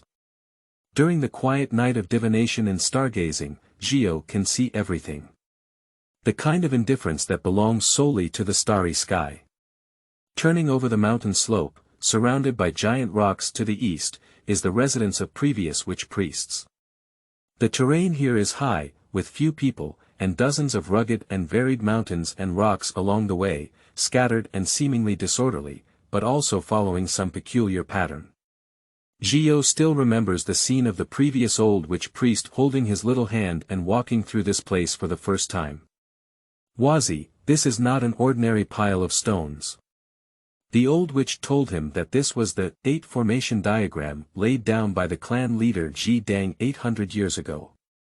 It can not only trap and kill strong enemies, but also offer sacrifices to the heavens and pray for blessings, containing the core mystery of a series of blessings and incantations. Unfortunately, the operation technique of the 8 formation diagram has long been lost. Strangely speaking, since the migration to the wilderness, there have been fewer and fewer blessings and prohibitions passed down through generations of witchcraft. As for Zhio, I only know a little about him. Do you know, what is the most important thing in the world? The old witch stood alone surrounded by a pile of stones, and the evening wind blew through his white hair, which was sparse and faded in the gloomy dusk. Of course I don't know why. At that time, he was still a lively melon child, always thinking that life was too slow and wishing to grow into a tall man in one day. It's a legacy. The old witch touched his head and sighed silently. Zhiyu reached out his hand and slowly rubbed a sharp and angular rock. What is the most important thing in the world? Without the blessing of the forbidden spell, this place is nothing but a pile of cold stones. The human body, which has lost its life, is nothing but a pile of stones like bones. Zhio let out a silent sigh, and in the blink of an eye, his white hair on both temples was even more than that of the old witch priest. He quickened his pace and walked into the bamboo tower behind the stone pile. The hanging feet tower of the Wuji festival is slightly different from the people of the tribe, higher and more spacious. A small attic also rises from the top, used to place pills, ancient scriptures, and some precious sacrificial objects. In the corner of the attic, there hangs a hexagonal copper wire bird cage, where several pure blue-haired birds squat, with their thick necks crooked and blood-like red eyes coldly staring at Zhio. Zhio took out his pen, dipped it in medicine, and wrote vigorously on a thin paper as thin as cicada wings. The medicine is colorless and odorless, does not appear on paper, only when baked over fire will the handwriting be exposed. Zhio folded the paper into a nail-sized piece, stuffed it into an empty hazelnut shell, and then opened the bird cage to catch a bird. The bird didn't struggle either, but instead took the initiative to open its pointed beak and swallow the hazelnut shell in one gulp, placing it in its plump crop. Zhiyu pushed open the window of the attic and carefully looked out. There was no one around, and the setting sun faded its color, sinking wearily into the dark depths behind the mountains. The most important thing in the world is one's own destiny. Zhiyu let go of his hand and burst out laughing and crying. The bird is like a sharp arrow, rushing towards the high altitude. A faint little black dot quickly brushed past the lens, flickering away, never to be seen again. Zhisou's gaze withdrew from the sky and slowly lowered the mirror tube. The subtle expression changes on his face were overshadowed by the night. The mirror tube is wrapped in gold foil and exquisitely carved with silver patterns, shaped like a bamboo tube, with one end large and the other small, each embedded with thin and transparent crystal lenses. Its official name is Ruiguan, also known as Qianli Mirror, which allows for a clear view of distant scenery. The salesperson from Dajin boasted that this Ruiguan came from one of the 6 major demon sects in Yunhuang, Momin. Many wealthy young masters were eager to buy it, so that they could sneak a peek at the beauty and take a bath. Holding onto the window railing, Ji Shoujin saw the bamboo leaves of the building grandmother swaying with a faint red light, and the sound of footsteps coming and going. The clan members lit torches and patrolled around the village, with wisps of flames occasionally darting into the night sky. Ji Shoujin covered the window curtain and threw down a 1,000-mile mirror. The mirror tube pressed against the colorful brocade carpet and rolled to the front of the peacock mica screen. A bunch of bizarre and obscene toys shimmered in the darkness. The 8 treasures turning heart wine bottle, 5-colored throwing pot, 2-colored jade agate chess, 7-colored water copper wind chime, Jiaowei Tong Miao Qin, pink spring palace porcelain figurines, are all the most luxurious and popular items in the Jinchu region. Yu reading www.yuyukeangshu.net. Jisho almost spent all his father's savings before buying them from merchants. He reached out and pulled out a golden incense burner, lighting it with the fragrance of white jade and sandalwood. A light blue smoke rose up. Jisho Jinhe lay down, with his head resting on a stack of silk paintings and calligraphy, his eyelids slightly drooping, and he took a deep breath. The fragrant and delicate sandalwood fragrance seeps into the heart and spleen, gradually activating qi and blood. The meridians are unobstructed, and the mind is relaxed, gradually relaxing the whole person. The room was quiet and dark, with only a hint of red incense. Ji Shou stared at Xiang Tu for a long time, until the little red light in his eyes continued to magnify, as huge as a wheel, and even the flickering light of the fire appeared delicately. He stood up and suddenly reached out, with an extra white jade sandalwood in his palm. Ignite the incense head, and with a gentle flick of Ji Shoujin's wrist, the sandalwood suddenly pierced out and hit the sandalwood inserted on the smoking stove. This stabbing motion is not fast at all and lacks much strength. But from the shaking of the wrist, to the thrusting of the shoulders, and then to the stretching of the arms in a straight line, a series of connected movements are like flowing springs over rocks, flowing naturally, with an indescribable sense of agility. The 2 bright red incense heads suddenly approached and collided precisely. 2 sandalwood sticks trembled together, and Ji Shoujin turned his shoulders, bent his elbows, and closed his arms. The slender white jade sandalwood sticks withdrew and thrust out again. In the darkness, 2 red lights silently intersect time and time again, without ever being staggered. This is not a martial arts skill, let alone a technique, it is just the most common aiming and stabbing. But whether it's eye power, control, focus, or coordination of the limbs, they have all been almost perfect. After more than half an hour, both red lights went out simultaneously. Ding! Ji Shoujin casually picked up the Jiaowei Tongmu Qin, crossed his knees, and played a series of jade bead-like notes. "You're here," he said calmly without looking up. Chapter 7. Manipulating the Claw. You are listening at Novel Full.audio. With a hint of hoarse laughter, a small shadow swayed slightly behind the window curtain, and the outline of a person faintly protruded. Laughter fades, the figures merge with the night again, and even the sound of breathing becomes elusive. Ji Shoujin played with 10 fingers, and the continuous sound of the qin covered the bamboo tower. "How are you prepared?"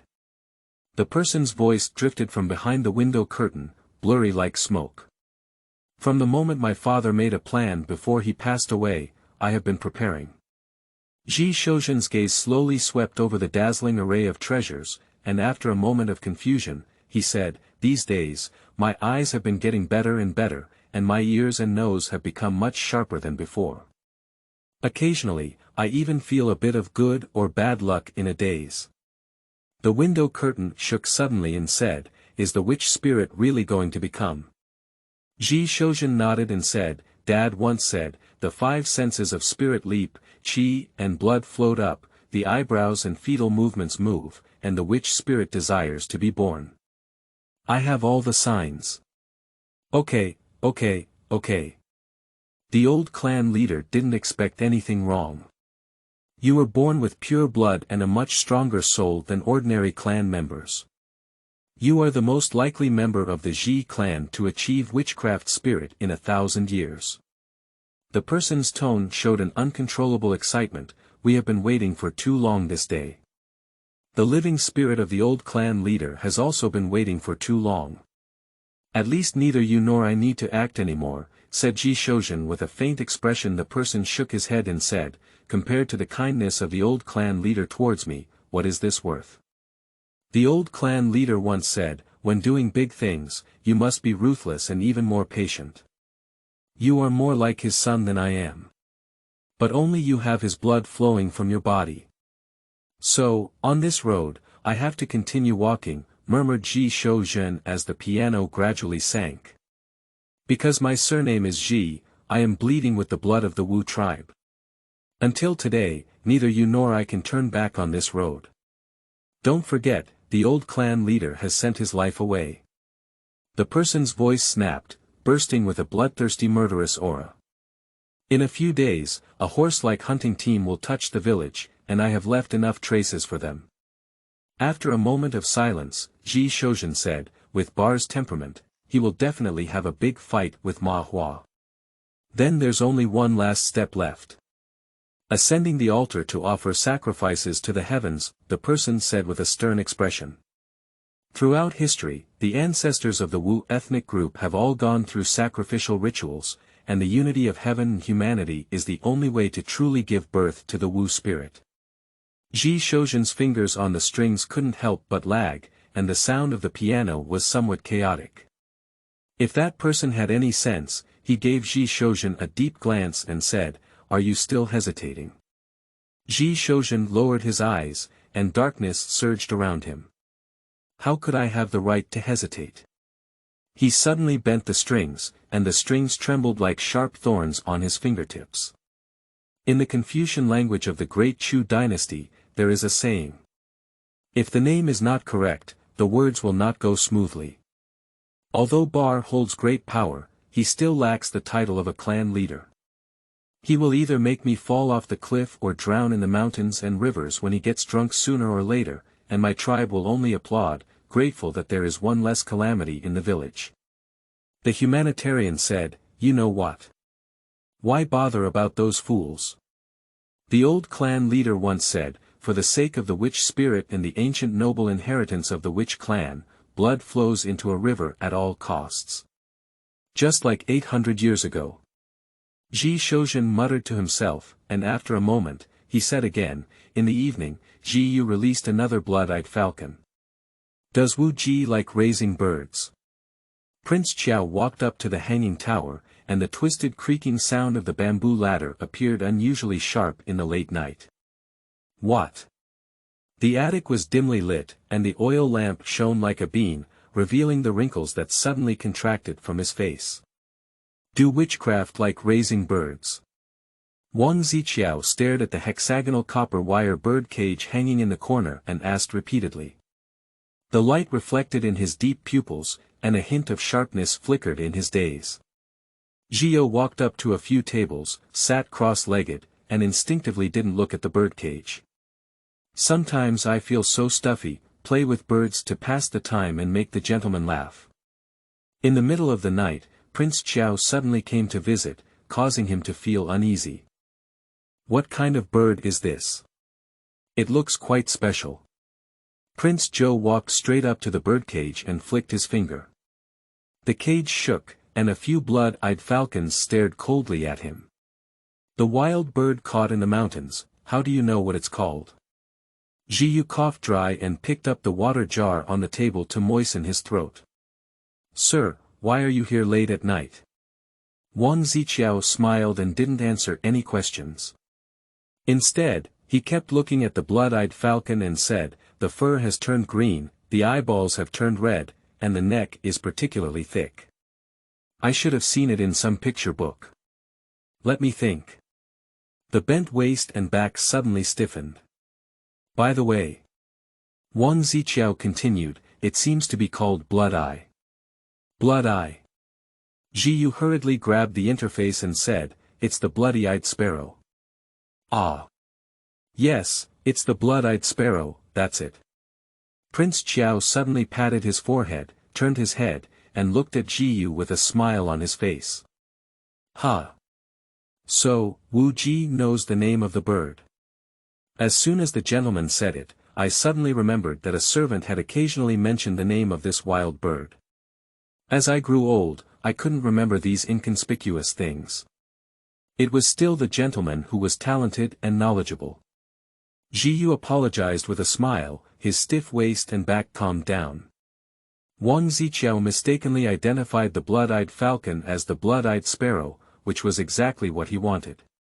The blood-eyed sparrow is difficult to tame and is commonly found in the wild eastern mountains and forests.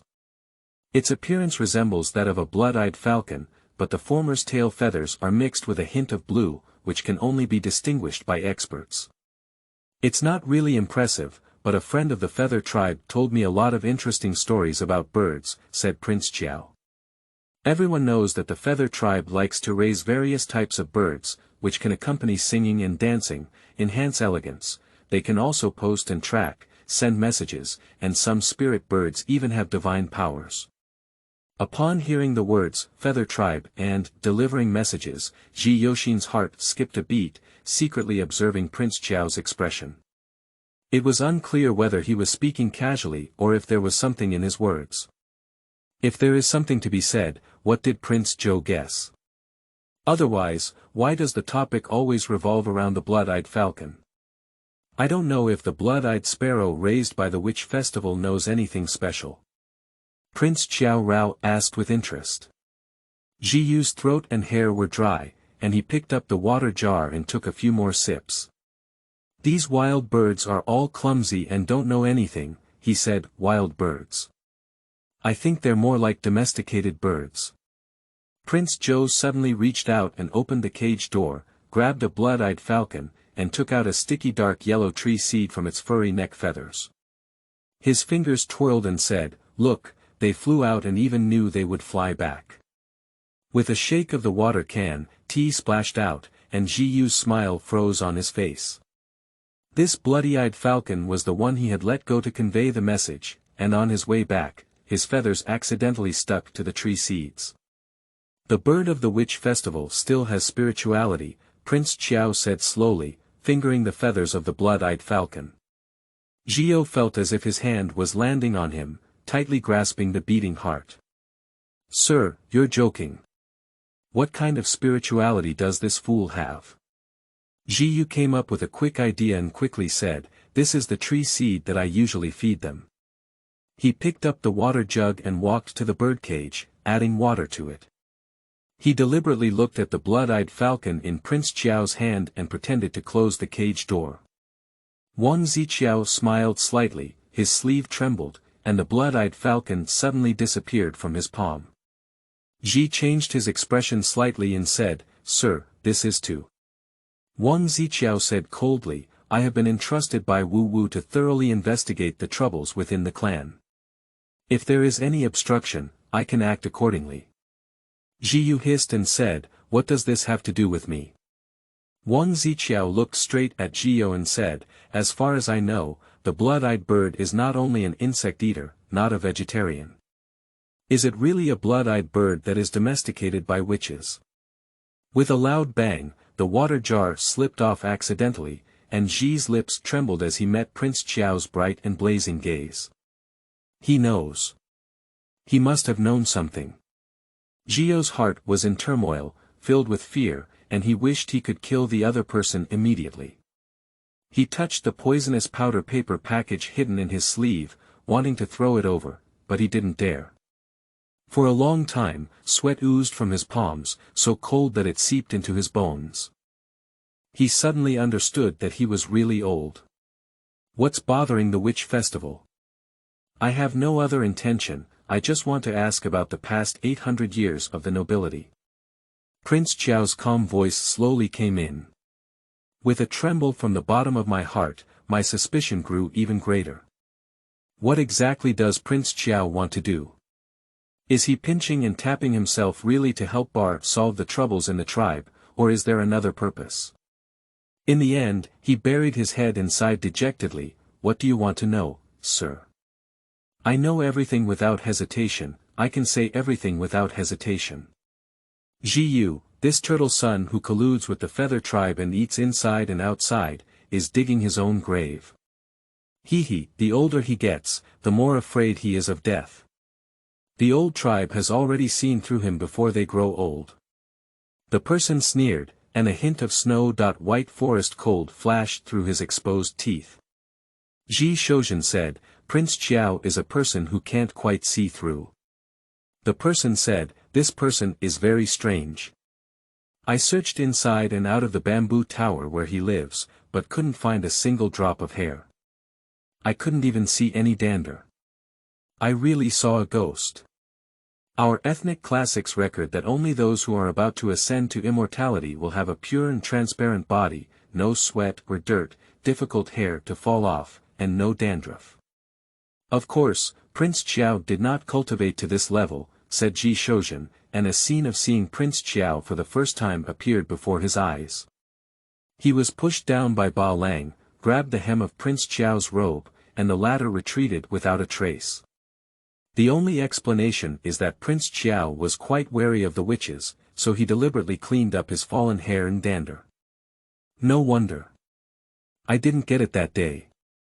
Ji Shozhen reached out and twisted a nearly transparent small needle from his hair, short as a nail and fine as cow hair. It was the Fengqian needle he had spent a lot of money buying from a business trip. With just a gentle prick, it can penetrate the clothes and draw a drop of blood, and the person who received the needle will not feel anything unusual. Unfortunately, Prince Zhou was too vigilant and could not even approach a drunken and frail young man. The person frowned and said, I can't suck his blood, I can't get his hair and dandruff, isn't it very troublesome? Ji Shozhen pondered and said, having such a thing is enough, after all, it's impossible to really cast the Zhu You Ban spell on him. However, Prince Xiao should understand the Zhu You Ban spell in order to be cautious. He pushed away the guqin, his eyes showing a deep reflection, even Ji You can't figure out the Zhu You Ban spell. How can Prince Xiao understand? His purpose for coming to Bailing Mountain is probably not simple, I hope we're not luring wolves into the house. The humanitarian said, if I had known this, I wouldn't have encouraged Bar to find him. The world's #1 alchemist, where is it easy to use it casually? But he is the most suitable candidate. Ji Shozhen shook his head and got up to walk to the flower-bird purple sandalwood inlaid marble cabinet against the wall, taking out several thick stacks of books. 800 years ago, what exactly happened during the migration of the Zhishe tribe? Prince Xiao knelt calmly, flipping through Zhio's collection of witchcraft scriptures and asking. Chapter 8. Tracing the source of spiritual inspiration. You are listening at novelfull.audio. Sir, that was a long time ago, probably only the previous clan chiefs knew some details. Zhu lowered her eyebrows and lowered her eyes, curled up in the shadow of the light, her mood swaying like a hazy flame. Say what you know. Prince Xiao Wu lowered his head and flipped through the classics. The former Wu Ji occasionally mentioned that it seems like the tribe encountered external enemies and suffered heavy casualties while crossing the wilderness. What kind of external enemy? Which tribe? That's not clear. Wang Ziqiao silently closed the bamboo slips in his hand and picked up a set of tortoiseshell connected book slips. Upon encountering the other person's indifferent gaze, Zhio suddenly felt a chill in his heart. He immediately said, I secretly speculate that it may be related to, and. He gritted his teeth and went all out, I can't get rid of it. Yuzu. Prince Xiao rubbed the ancient rough patterns on the turtle shell, pondering to himself. At the time of the division of the Wu tribe, the feather tribe can sit on the mountain and watch the tiger fight. Why participate? And once the feathered tribe takes action, they will be able to completely annihilate the Zhishe tribe. How can a fish that has missed the net escape to the wilderness? There must be something fishy going on. What happened to the Gongshi and Zhushi tribes who fled at the same time as the Zhishi tribe back then? Prince Qiao asked again. Zhi Yu replied, I heard it's similar to the Zhi clan, and many people died on the way. Later on, there was no news of them, maybe the clan had already died. Lost clan? Not necessarily, Prince Qiao said calmly. The most prominent Wusun family of the Dian dynasty today is the one surnamed Gong. Zhio was taken aback and said, Sir, you mean? I'm just speculating. Prince Qiao threw away the sinking turtle shell book, flipping through the inheritance of the witchcraft festival, and the blessing of the forbidden spell was not among them.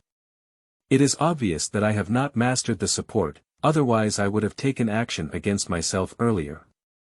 At that time, all kinds of emotions, including fear, resentment, hesitation, and fear, were clearly reflected on his clear heart lake. If the spirit of Zhio is light, what is reflected on Prince Qiaoxin Lake is shadow. Light moves, then shadow moves, watching the film reveals the light. Wang Ziqiao raised his head, and the handsome and bright appearance of Zhi Shou flashed through his mind. At this point, the inheritance and whereabouts of the Zhu You Ban spell are roughly understood. The room fell into a brief silence. Zhio glanced anxiously at Prince Qiao. Why is this wizard interested in the witch race? Is there any big secret hidden in the witchcraft scriptures? Does Prince Qiao truly understand his dealings with the Feather tribe? Will you report to Bar and execute yourself? He was momentarily anxious about gains and losses, and his thoughts became increasingly chaotic. Wang Ziqiao suddenly waved his sleeve and extinguished the flames of the lamp, and the surroundings were suddenly pitch black. Zhio was once again surprised. Is Changchun Dan still working? Prince Qiao Shi exclaimed in shock in the darkness. With a buzzing sound in his mind, his hands and feet were cold. He opened his mouth to say something, but his chest felt like it was being pressed down by a heavy boulder, making it difficult for him to breathe. Prince Qiao suddenly stood up and walked over step by step. Zhio gasped for breath, stumbled backwards, and bumped his back against the bamboo wall. The dark attic seemed to have turned into a cage of imprisonment, and the midnight mountain wind slammed against the bamboo windows with a loud bang, struggling like a trapped beast. Don't deny it. The strange vitality wandering through your inner organs must have been caused by long-term consumption of Changchun Dan. Changchun Dan nourishes vitality and replenishes vitality. It is a secret longevity pill made by the Tianhuang Hui tribe, specifically used to pay tribute to the Feather tribe. You collude with the Feather tribe, betray the tribe, and your sins are unforgivable. Pop. Zhiyu collapsed on the ground, feeling as if his heart had turned to ashes. A series of emotional changes were visible in Wang Ziqiao's heart lake. Taking a step forward, Prince Qiao approached Zhio, as if carrying the endless surging darkness. He used various offensive methods one after another, suppressed support, and worked step by step, finally reaching the moment of harvest. Two people face each other, eye to eye. Look at me. Prince Qiaoli let out a shout, his eyes shining like light, electricity, flames, and blades, piercing straight into the spiritual world of Zhiyu. It happened to be the weakest moment in my heart. Summoning the soul and striking the heart and soul. In an instant, the light and shadow on the heart lake reversed. Shadow moves, then light moves.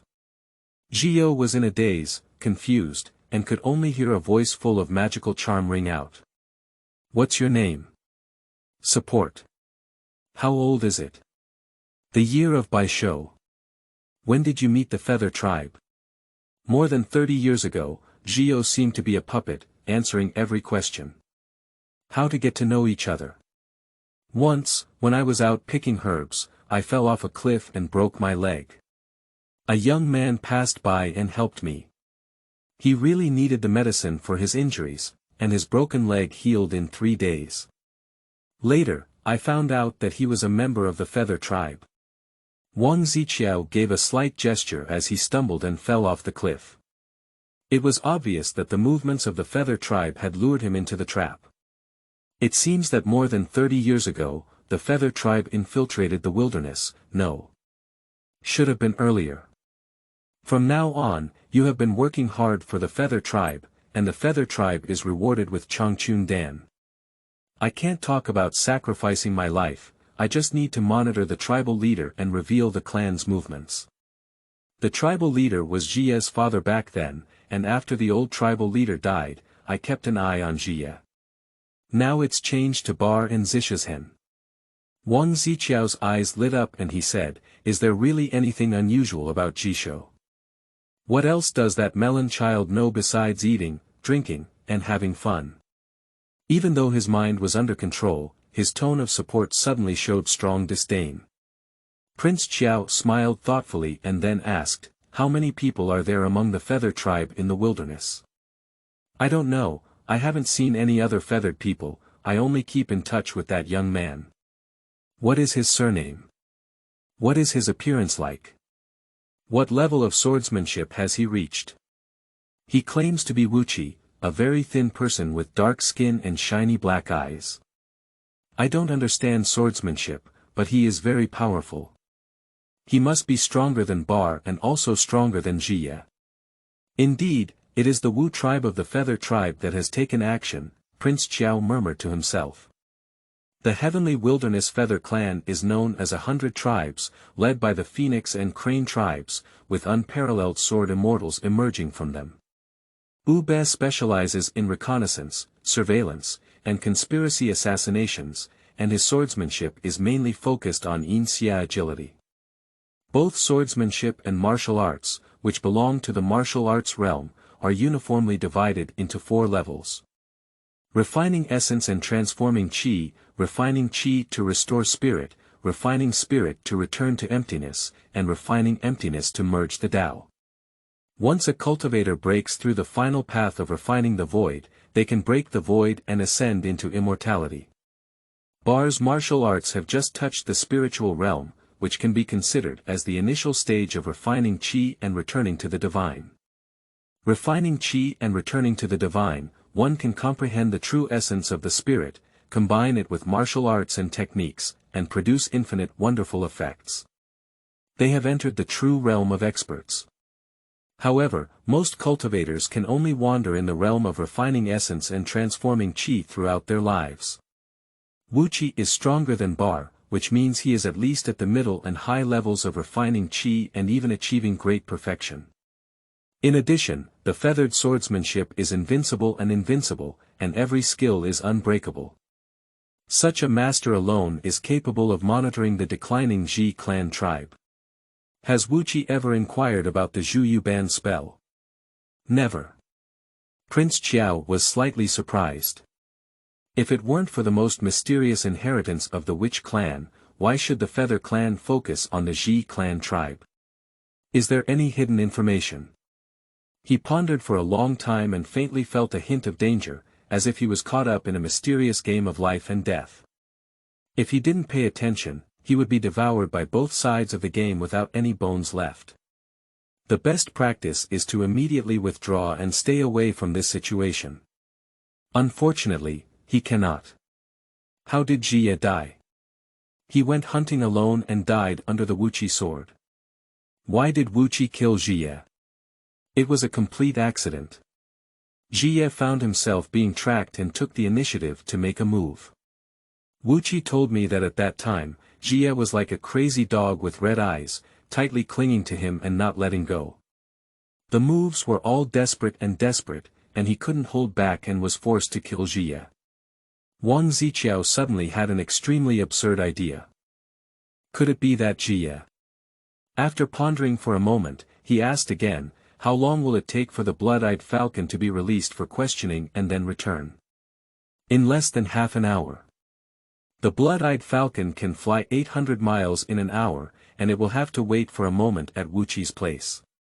From this, it can be seen that Wuqi's residence is about 100 miles away from Bailing Mountain. The area should be deep in mountains and dense in forests, suitable for hiding, and have sufficient water sources for daily washing and drinking. Wang Ziqiao was calculating that suddenly his nostrils became hot, and 2 rows of fine blood oozed out. On the heart lake, the light and shadow trembled and suddenly became blurred. Zhio suddenly shook and a struggling expression appeared on his face, as if he was about to wake up. Wang Ziqiao gently wiped away the nosebleed, and the crimson blood seeped onto his flawless fingertips, shocking to the eye. He enslaved Zhio's mind and soul, causing old wounds in his soul. He was powerless to ask further questions. Time flies, and heaven and earth are restored. His damaged soul has not only not recovered, but also worsened, making it difficult to sustain such a simple technique. In a few years, I'm afraid even my own consciousness will slowly fade away in this world. What have you done to me, you? Zhiyu's mind cleared and he stared at Prince Qiao with a face full of shock. You should ask yourself what you have done before, replied Prince Zhou. Zhio stood there for a while, then suddenly tears streamed down his face. I just don't want to die, I just want to live a few more years. He trembled and grabbed the hem of Prince Qiao's robe, his relaxed and withered hands tightly gripping it, like a painfully curled withered vine. Sir, do you know the despair of a person waiting to die in old age? He can't climb the mountain anymore, his skin and flesh are withered, and he even needs to defecate and dirty his pants.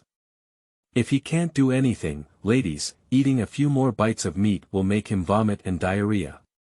On cloudy and rainy days, Lao Han's leg hurts so much that he can't sleep, so he can only watch out the window and stay up until dawn. He stared straight at Prince Qiao, slowly released his hand, and chuckled miserably, You're still young. You won't understand. Wang Ziqiao stared at Zhiyu for a moment and said, After a spring dream, there is no trace. It's hard to be confused. Master Wu Ji, forget about tonight. It's good for both you and me. He waved his sleeve and walked towards the bamboo ladder.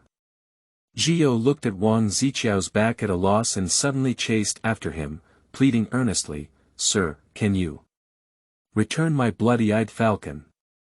Wang Ziqiao didn't seem to want to pursue anything, but how could he be willing to let the handle be held in the other person's hand? Wu Ji made a mistake. Where did you get the blood-eyed falcon? Aren't you raising the blood-eyed sparrow in your birdcage? Upon hearing this, Zhiyu was stunned and Prince Qiao had already descended from the attic. He turned his head to look again, and at some point, the disappearing blood-eyed falcon squatted back in the cage, its blood-red pupils showing a hint of confusion. Zhiyu breathed a sigh of relief, then rushed over in panic, opened the cage door, grabbed the bloody-eyed falcon, and suddenly pinched the bird's neck. The short and mournful chirping of birds came to an abrupt end, and Prince Zhou stopped in his tracks. In the deepest part of his spirit, the lake of his heart was calm as water, with vast and boundless sunken lake beds in all directions, shaped like dry basins. Compared to back then, Heart Lake has shrunk more than 10,000 times. Only by finding the blessing and prohibition spell that interprets the mysteries of the soul can there be a possibility of recovery. Wang Ziqiao turned around and glanced at the dark attic. What was the difference between himself and Zhiyu? Lonely floating in the vast deep sea of the dark night, one cannot see others. The only light comes from one's own eyes. Who wouldn't grab onto that only life-saving dry grass? Zhiyu is like this, he is also like this, Zhisho is really like this. Perhaps this is the most wonderful human heart in the world. Wang Ziqiao smiled indifferently and looked up at the deep and boundless sky. Let's compete again. Oh my goodness. Chapter 9. The Eternal Storm of the Long Night. You are listening at novelfull.audio. That person quietly left, and Zhisho still hasn't gone to bed. He sat cross-legged behind the peacock mica screen, his 5 hearts facing the sky, and the void extreme nailing soul forbidden law was constantly in operation. Strange rays of light that are difficult to detect with the naked eye gradually emerge from various parts of the body, like dense spider silk, constantly converging towards something deep in the eyebrows. This object is similar to a worm pupa, curled up into a ball, with a pupal shell as thin as silk. It can be vaguely seen that 8 pairs of transparent wings inside cater to the breathing of Zhi Shoujian, rising and falling one by one, opening and closing one by one, emitting a hazy white golden light. It is the most mysterious and terrifying inheritance of the witch race. The witch spirit. The highest secret scripture of the Wu ethnic group, the 13 records of wishing heaven, records. The spirit of the Wu is not blood or flesh, not gods or ghosts, not void or reality, not life or death. It exists in the realm of contemplation and transcends the realm of tools. The 13 records of wishing heaven records a total of 13 top-notch witchcraft with vast supernatural powers, among which only the void extreme nailing fetal soul forbidden law can generate witchcraft spirits. This method gathers the essence of the whole body's blood vessels and turns it into spiritual light, which is dissolved in the center of the eyebrows. Imagine the 3 souls and 7 souls again, giving birth to the essence of the soul and nurturing the witch spirit. People without the bloodline of the Wu ethnic group, even if they obtain the void extreme nail fetal soul forbidden law, can never transform into spiritual light and achieve the Wu spirit. This is the supreme dharma that can only be practiced by the purest bloodline of the witch race. In the past, when the Wu ethnic group split, the 13 records of wishing heaven were secretly taken away by the branches of the Ji and Gong clans, and were secretly hidden by successive clan chiefs, who covered the Wu sacrifices in drums. Even many scriptures on blessings and incantations are controlled by clan chiefs, leading to a weakening of the inheritance of witchcraft and rituals. In this generation of Zhiyu, he only knows some basic sorcerer talismans and has no killing power at all. Zhisho lowered his eyelids, and many distractions were gathered away. His eyebrows gradually heated up, and the surface of his pupa shell lit up with intricate patterns.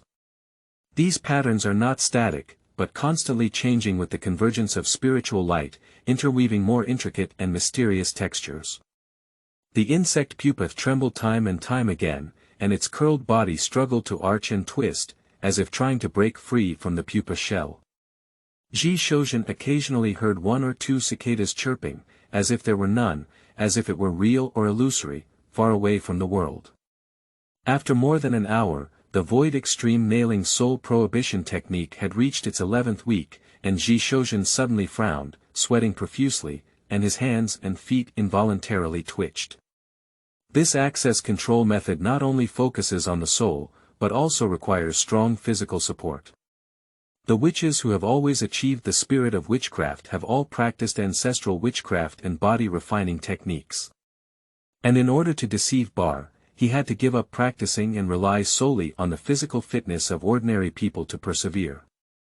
Another Sunday came to an end, and Zhi Shou felt his eyes turning black. Cold sweat gushed out like blood, and his whole body was so painful that he almost felt like he was collapsing. He knew his body had reached its limit, so he immediately stopped, grabbed the screen frame, and struggled to stand up. It was already midnight, and everything was quiet, except for the mountain wind that surged against the window frames, shaking the small building into a floating island. There was no light or shadow around, and the distance that Zhi Shoujian's gaze could reach was even more vast darkness. Like countless late nights in the past, he stood silently, listening to the wind. The dark island seemed to sway in the endless howling mountain waves. At this moment, others are not here, time is not here, and the sharp and angular loneliness floats out like a hidden reef. This is the only brief time of the day that belongs to him. But at every moment, he would feel inexplicable emptiness, as if falling from a high cliff, unable to land, and unable to grab anything to climb. His days were actually very thin, day after day, walking down the predetermined path. Secret asceticism and the achievement of witchcraft spirits were arranged by my father during his lifetime: qin, chess, calligraphy, painting, poetry, song and dance, performed in front of Bar. And once he leaves these, he becomes idle and lost. Just as the mountain breeze fades away like a tide at dawn, leaving only the barren leaves on the ground, lying in the blazing sun, unsure of where to go. Bang! For a long time, Zhi Shoujian pushed open the window, allowing the fierce mountain wind and night to pour in together. The loose robe whooshed and bulged, like wings spreading towards the night sky. He suddenly had an impulse to leap out and fly out of the mountain, leaving everything behind. The mountain wind shouted as it approached, like a giant wave being lifted up with all its might, but he stood still, letting the impulse pass by. The sweat on his back dried up, and the increasingly heavy chill covered every tiny pore of his skin, so the wind could no longer penetrate. Ji Shozhen slowly closed the window, his wide robe hanging weakly. Suddenly, his gaze fixed, and several flames shone through the cracks in the branches and leaves of the bamboo grove outside the window. He shook and swayed as he approached the bamboo tower. The insect pupa in his forehead suddenly throbbed, and a hint of unease surged in his heart. This is the instinct of the witch spirit to sense good or bad. Ji Shozhen immediately turned around and walked to a gilded rosewood cabinet rack. The cabinet rack consists of 3 layers, randomly piled with a large number of gorgeous and shiny embroidered silk, Jin Chu calligraphy in painting, and supernatural storybooks. Even a few drawers and boxes are packed full. Ji Shozhen opened the 3rd drawer box, and at the top was a pile of exquisite Spring Palace art books. Below were dozens of storybooks. The secret biography of the first magician in the 8 Wastelands, joking about the exiled Prince Qiao, my concubine and son Qiao. Listening to the spring rain in the blue chamber one night, the 10 great evil techniques of demonic words to confuse Prince Qiao, the true magician play the fake demon gate, all of which were collected by Ji Shozhen on behalf of merchants from various bookstores in the Jin and Chu dynasties. These books record the anecdotes of Prince Qiao that have been passed down in the community, most of which are falsely spread and exaggerated.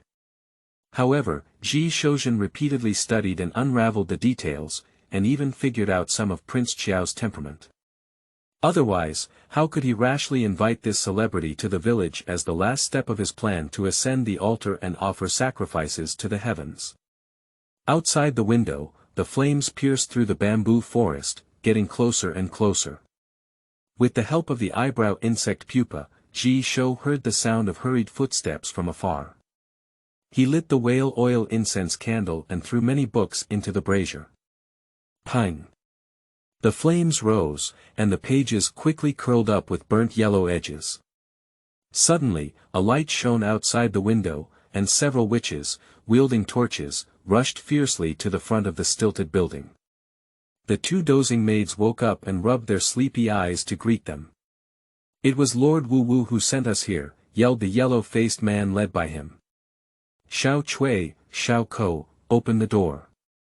Ji Shou leaned against the window and saw the person's face clearly. It was Bar's nephew Ba Huang and several trusted subordinates. He hesitated for a moment, then tore off the painting of a banquet in the snow palace hanging on the wall and threw it into the brazier. The flames flickered, and various postures of a person wielding a sword appeared faintly on the painting, before being engulfed by the flames. The Snowy Night Palace banquet was originally created by Huang Zhouzi, the first painter of the Great Jin dynasty. It depicts the grand scene of the king of Jin drinking and having fun with a group of famous scholars in the imperial garden on a snowy night of Laba, enjoying the snow and discussing Taoism. The authentic work is collected by the Grand Jin Palace, and the painting by Ji Shozhen is just a fake gift from a wandering merchant. Unexpectedly, this fake painting was once illuminated by a candlelight, revealing an image of a figure dancing with a sword. Upon observing, Ji Shozhen discovered that this was an extremely simple beginner's sword training set, without corresponding methods for sword energy circulation or any profound and unpredictable sword moves. But after trying to practice according to the diagram for several months, he felt that his fingers, wrists, and shoulders and elbows became very flexible, as if they were connected into an invisible stream of water. With a single sword thrust, it was like clouds and wind, naturally flowing smoothly. Ji Shou truly knew that it was extraordinary, so he practiced diligently night and night. Fortunately, the Snowy Night Palace banquet is only about practicing swordsmanship and does not involve the use of internal breathing or martial arts cultivation. It cannot change the physical condition of an ordinary person like Ji Shou, so it will not arouse Bar's suspicion. Young chieftain, you haven't slept yet. The yellow-faced man Ba Huang crunched the bamboo ladder and walked up first, shouting casually. Lord Wu Wu has ordered us to search the surroundings to prevent Ma Hua from sneaking in and causing trouble. With a big wave of his hand, several members of his tribe behind him immediately rummaged through boxes and cabinets, looking around. Ji Shouxun's gaze flickered and he exclaimed, Ma Hua. Did Ma Hua break into the village? Damn it, how did you guard it? He retreated to the corner with a frightened expression, thinking to himself, how could Bar send someone over late at night? Did he eventually become suspicious of himself? Ba Huang looked at the flickering ashes in the brazier and said suspiciously, what do you burn in the middle of the night? It's too cold, of course it's a barbecue for warmth. Ji Shouxun picked up a few pieces of silk and threw them into the brazier. The hot flames surged for several feet, startled Ba Huang and suddenly pulled out his waist knife. When he saw through the burning incident, he was so angry that he swung his knife and cursed loudly, you useless melon child. Such a precious thing, do you want to burn it as wood? Ba Huang, what are you doing? Ji Shou stared anxiously at the sword light waving in front of him. These are all my things, bought with the gold left by my dad. I can do whatever I want. If you don't put down the knife yet, I'm the young clan leader. Are you going to cause trouble? Uncle Lei, come and save me. Your nephew is going to kill someone. In the quiet night, his screams were particularly piercing and spread far away, causing the two little maids to rush up. Although everyone in the village despises Ji Shouxun, he is still the legitimate lineage of the Ji clan. As the future leader of the Wu clan, no one will mess with him. Brother Ba Huang. Little Cui looked timidly at Ba Huang. Alright, don't listen to this loser's nonsense. Ba Huang waved his hand and glared at Ji Shouxun, angrily putting away his knife. I'm afraid of even playing with a knife. It's really embarrassing for us witches. Don't make such a fuss. This time we're here, it's my uncle's intention. Ji Shouxun asked, what does Uncle Lei mean? Ba Huang sneered and said, Lord Wu has an order. In order to prevent Ma Hua's surprise attack, I would like to invite the young clan leader to temporarily reside in the stronghold on the back mountain and be responsible for guarding it. Uncle Lei wants me to move to the back mountain. Ji Shou's face changed greatly, but his heart remained calm. After all, Bar was about to take action against him. The Jishe mountain fortress is surrounded by mountains on all sides, and the front mountain road is lined with the blessing and curse formation. The steep cliffs in the north and south are steep, and the peaks rise into the clouds. Fierce beasts emerge endlessly, making it difficult for even Ma Hua to easily climb. The terrain behind the mountain to the west is remote and rarely traveled, hiding a rugged path for entering and exiting the village. A rudimentary fortress building was built at the entrance and exit, which happened to be located at the top of the back cliff and was guarded by several elderly people from different ethnic groups year-round. Faced with the danger of being transformed into a horse, Bar immediately seized this opportunity and arranged to go to the back mountain to avoid his tribe members. He unknowingly removed the thorn in his eye, and the black pot naturally had to be carried by Ma Hua. At that time, under the guise of seeking revenge for himself, Bar would unify the entire clan, and the people would even praise him for his benevolence and righteousness. Yes, Lord Wu has said that it is related to the rise and fall of the Wu tribe, and the responsibility of the young clan leader is very heavy. Hurry up and tidy up, we will take you to the back mountain now. Ba Huang said with a smile on his face. I won't go. The back mountain is so desolate and on the wind, where is a place for people to stay? Ji Shouxun kicked over the brazier, and ashes scattered and flew everywhere. The reason why Bar chose to take him away in the middle of the night must be because he was afraid of causing trouble and not looking good in front of the tribe. That's not up to you. Ba Huang's face darkened. Young chieftain, you are the head of our witch tribe. You eat well, dress well, and play happily on weekdays. Why, at a critical moment, you refuse to endure any hardship for the tribe. Do you still not know how important the small path in the back mountain is? If Ma Hua touches it, everyone will be ruined. I don't care, I won't go anyway. The old man who saw the back mountain last year heard that he was swallowed by a big snake and there were no bones left. Zhi Shou trembled and said. Seeing his legs trembling, Xiaocui and Xiaoko couldn't help but spit. Ba Hengsenran said, Don't worry, young clan leader. We will follow you to guard the back mountain and protect you well. Several big men under our command also gathered around, their faces showing mockery. Zhi Shou angrily pushed down an ice-cracked porcelain bottle, and the fragments splashed. He grabbed several utensils from the table and slammed them with a thud. I want to see Uncle Lei. Uncle Lei loves me the most and won't let me go to the back mountain. Ba Huang laughed up in the sky, this fool is still in the dark. Uncle's intentions have been revealed to him long ago. Once Zhi Shou really dies and Uncle ascends to the throne, his own nephew will become a prominent young clan leader. Ping. Zhi Shouzhen smashed another white jade basin, and his wide sleeve covered it with a hidden small dagger at the bottom of the basin. Stop making a fuss, young clan leader. We should be on our way now. Ba Huang gave a glance, and a big man grabbed Zhi Shouzhen's arm, lifted him with force, and carried him on his shoulder before heading out. The wind is cold and the dew is heavy, are you all going to travel late at night? A clear and magnetic voice came leisurely, and Prince Qiao climbed up the stairs, looking at everyone with a smile on his face. Chapter 10. The End of the Poor Dagger. You are listening at novelfull.audio.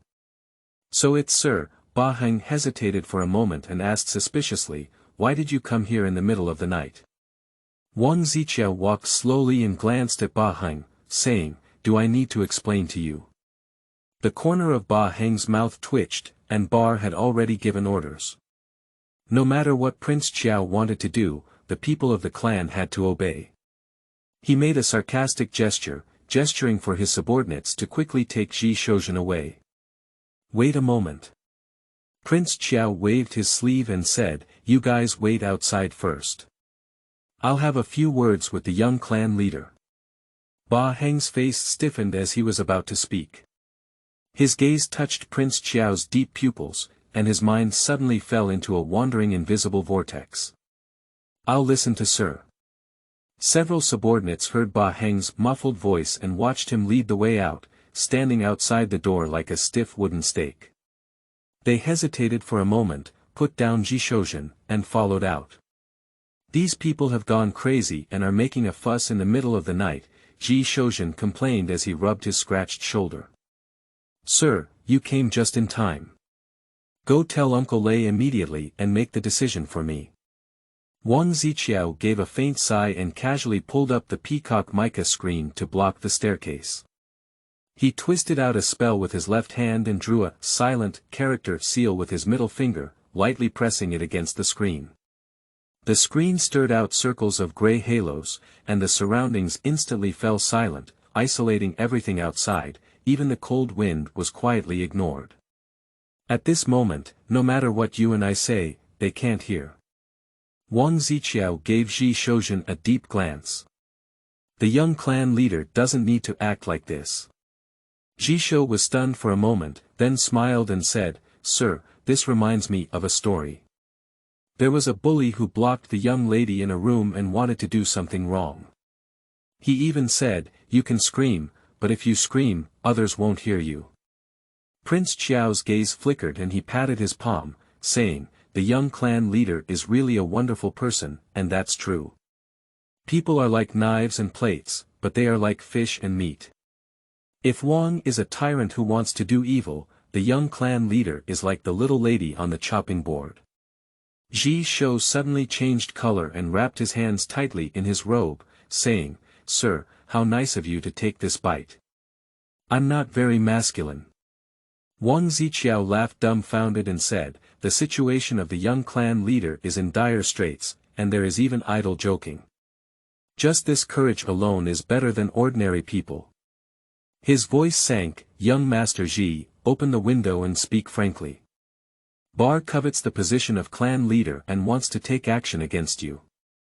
Once you go to the back mountain, it will be so frustrating that no one will respond. Ji Shou exclaimed in surprise, so you heard all this, did you come long ago? But how could Uncle Lei have taken action against me? Don't even laugh, sir. Prince Qiao gazed thoughtfully at Ji Shoujin, and after a while, he said, since you're not afraid, you must have some means to deal with it.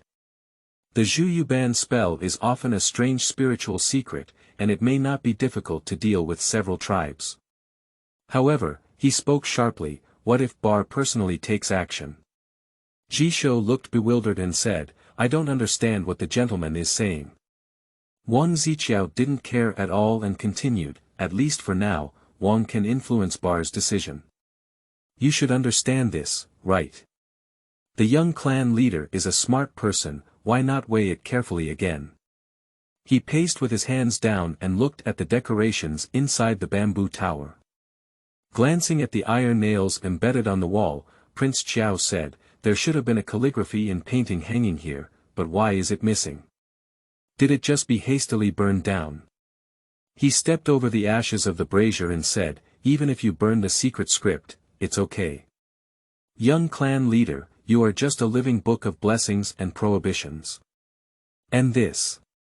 He casually took out a few Spring Palace picture books from the cabinet and shook his head with a smile, this is too fake. If you really like these things, they should have been torn apart long ago. How could they be so new that they don't even have any creases? Besides, the two little maids are still virgins, and you haven't even touched them. Young chieftain, in front of Wang, let's be honest and open. Ji Shoujin shook his head and said, what exactly is the gentleman trying to say?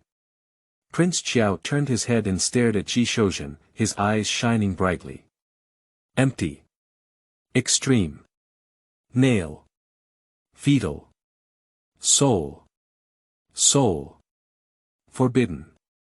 Dharma. He walked step by step towards Ji Shoujin, calm and relaxed, like an elegant hunting leopard. I only want the part about the soul. Hand it over, Ji Shoujin, it's good for both of us. Both sides looked straight at each other, close at hand. Prince Zhou's gaze was like an endless abyss, shrouded in mist, as if he could fall into it at a glance. At the center of Ji Shou's eyebrows, the insect pupa suddenly let out a clear cry. At the same time, Prince Zhou let out a low snort, and a strand of blood seeped out of his nostrils. I've never heard of anything that talks about banning the law, Ji Shoujin's gaze flickered and he shook his head. Prince Qiao suddenly smiled, wishing that the inheritance of the forbidden spell had indeed fallen into the hands of Ji Shoujin. Only by practicing one of the four great spiritual wonders, the void extreme nail fetal soul forbidden law, can the young man in front of him resist his soul-capturing magic and suffer backlash. Wang Ziqiao laughed heartily, pushed open the window, and as the night fell, the wind surged down the mountain, but it was still difficult to break into the room, like a tightly bound beast. Do you know that in ancient times, humans were like wild beasts, preying on the weak, hunting and plundering, and winning everything they wanted with blood and fire? Prince Qiao Yao looked into the sky and spoke softly, his deep and magnetic voice exuding a captivating magic. That was a wild era where the winner took all and the loser died. However, something even greater has emerged. It transcends primitive slaughter, barbaric power, and all martial arts and spells. It's just a transaction. Humans have learned to replace plunder with trading, taking what they need and exchanging it equally. Even the weak have room for compromise, even the strong still need to compromise. Yu reading www.yuyukeangshu.net. Trade men and soldiers, emperors and generals, Taoist and martial arts masters, profit through trading, make peace through trading, and complement each other's strengths and weaknesses through trading. Looking at the world, all beings are just a game of trading. Wang Ziqiao closed the window and turned his head to look at Ji Shoujin, saying, young chieftain, why don't we make a deal? Give me the part about souls in the void extreme nail fetal soul prohibition law, and I will take you to escape the wilderness alive. The surroundings fell silent, and Ji Shou stared at the silent character seal script on the peacock mica screen for a long time, as if he was wandering around. The halo of the seal script gradually faded, and after a while, with a pu sound, the word Himo burst like a bubble. Ji Shou woke up from a dream and turned his gaze to Wang Ziqiao, yawning long. I just lost my mind and didn't listen carefully to what the gentleman was saying, he said. Prince Qiao stared silently at Ji Shouzhen, without saying a word. At this moment, Ba Huang outside suddenly woke up and kicked open the screen, staring at Prince Qiao with both surprise and suspicion. I followed the orders of Wu Wu and took the young chieftain to guard Haoshan town, he said to Prince Qiao with courage. Wang Ziqiao sighed lightly, and Ba Huang immediately grabbed Ji Shouzhen, shouldered it, and hurriedly ran out. Wang Ziqiao's face suddenly changed slightly, and Ji Shouzhen lay on Ba Huang's shoulder, facing himself. His lips wriggled and he silently said something. Prince Qiao fell silent for a moment, looking up and laughing. Outside the bamboo tower, from a distance came the lazy slang voice of Ji Shou. I have a little donkey, I never ride it. One night it broke in and took me to the market. I am holding a small whip in my hand, and the donkey is proud.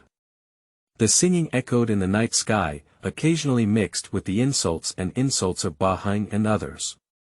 Prince Qiao couldn't help but smile, and a picture of Ji Shouzhen's lips wriggling as he left came to his mind.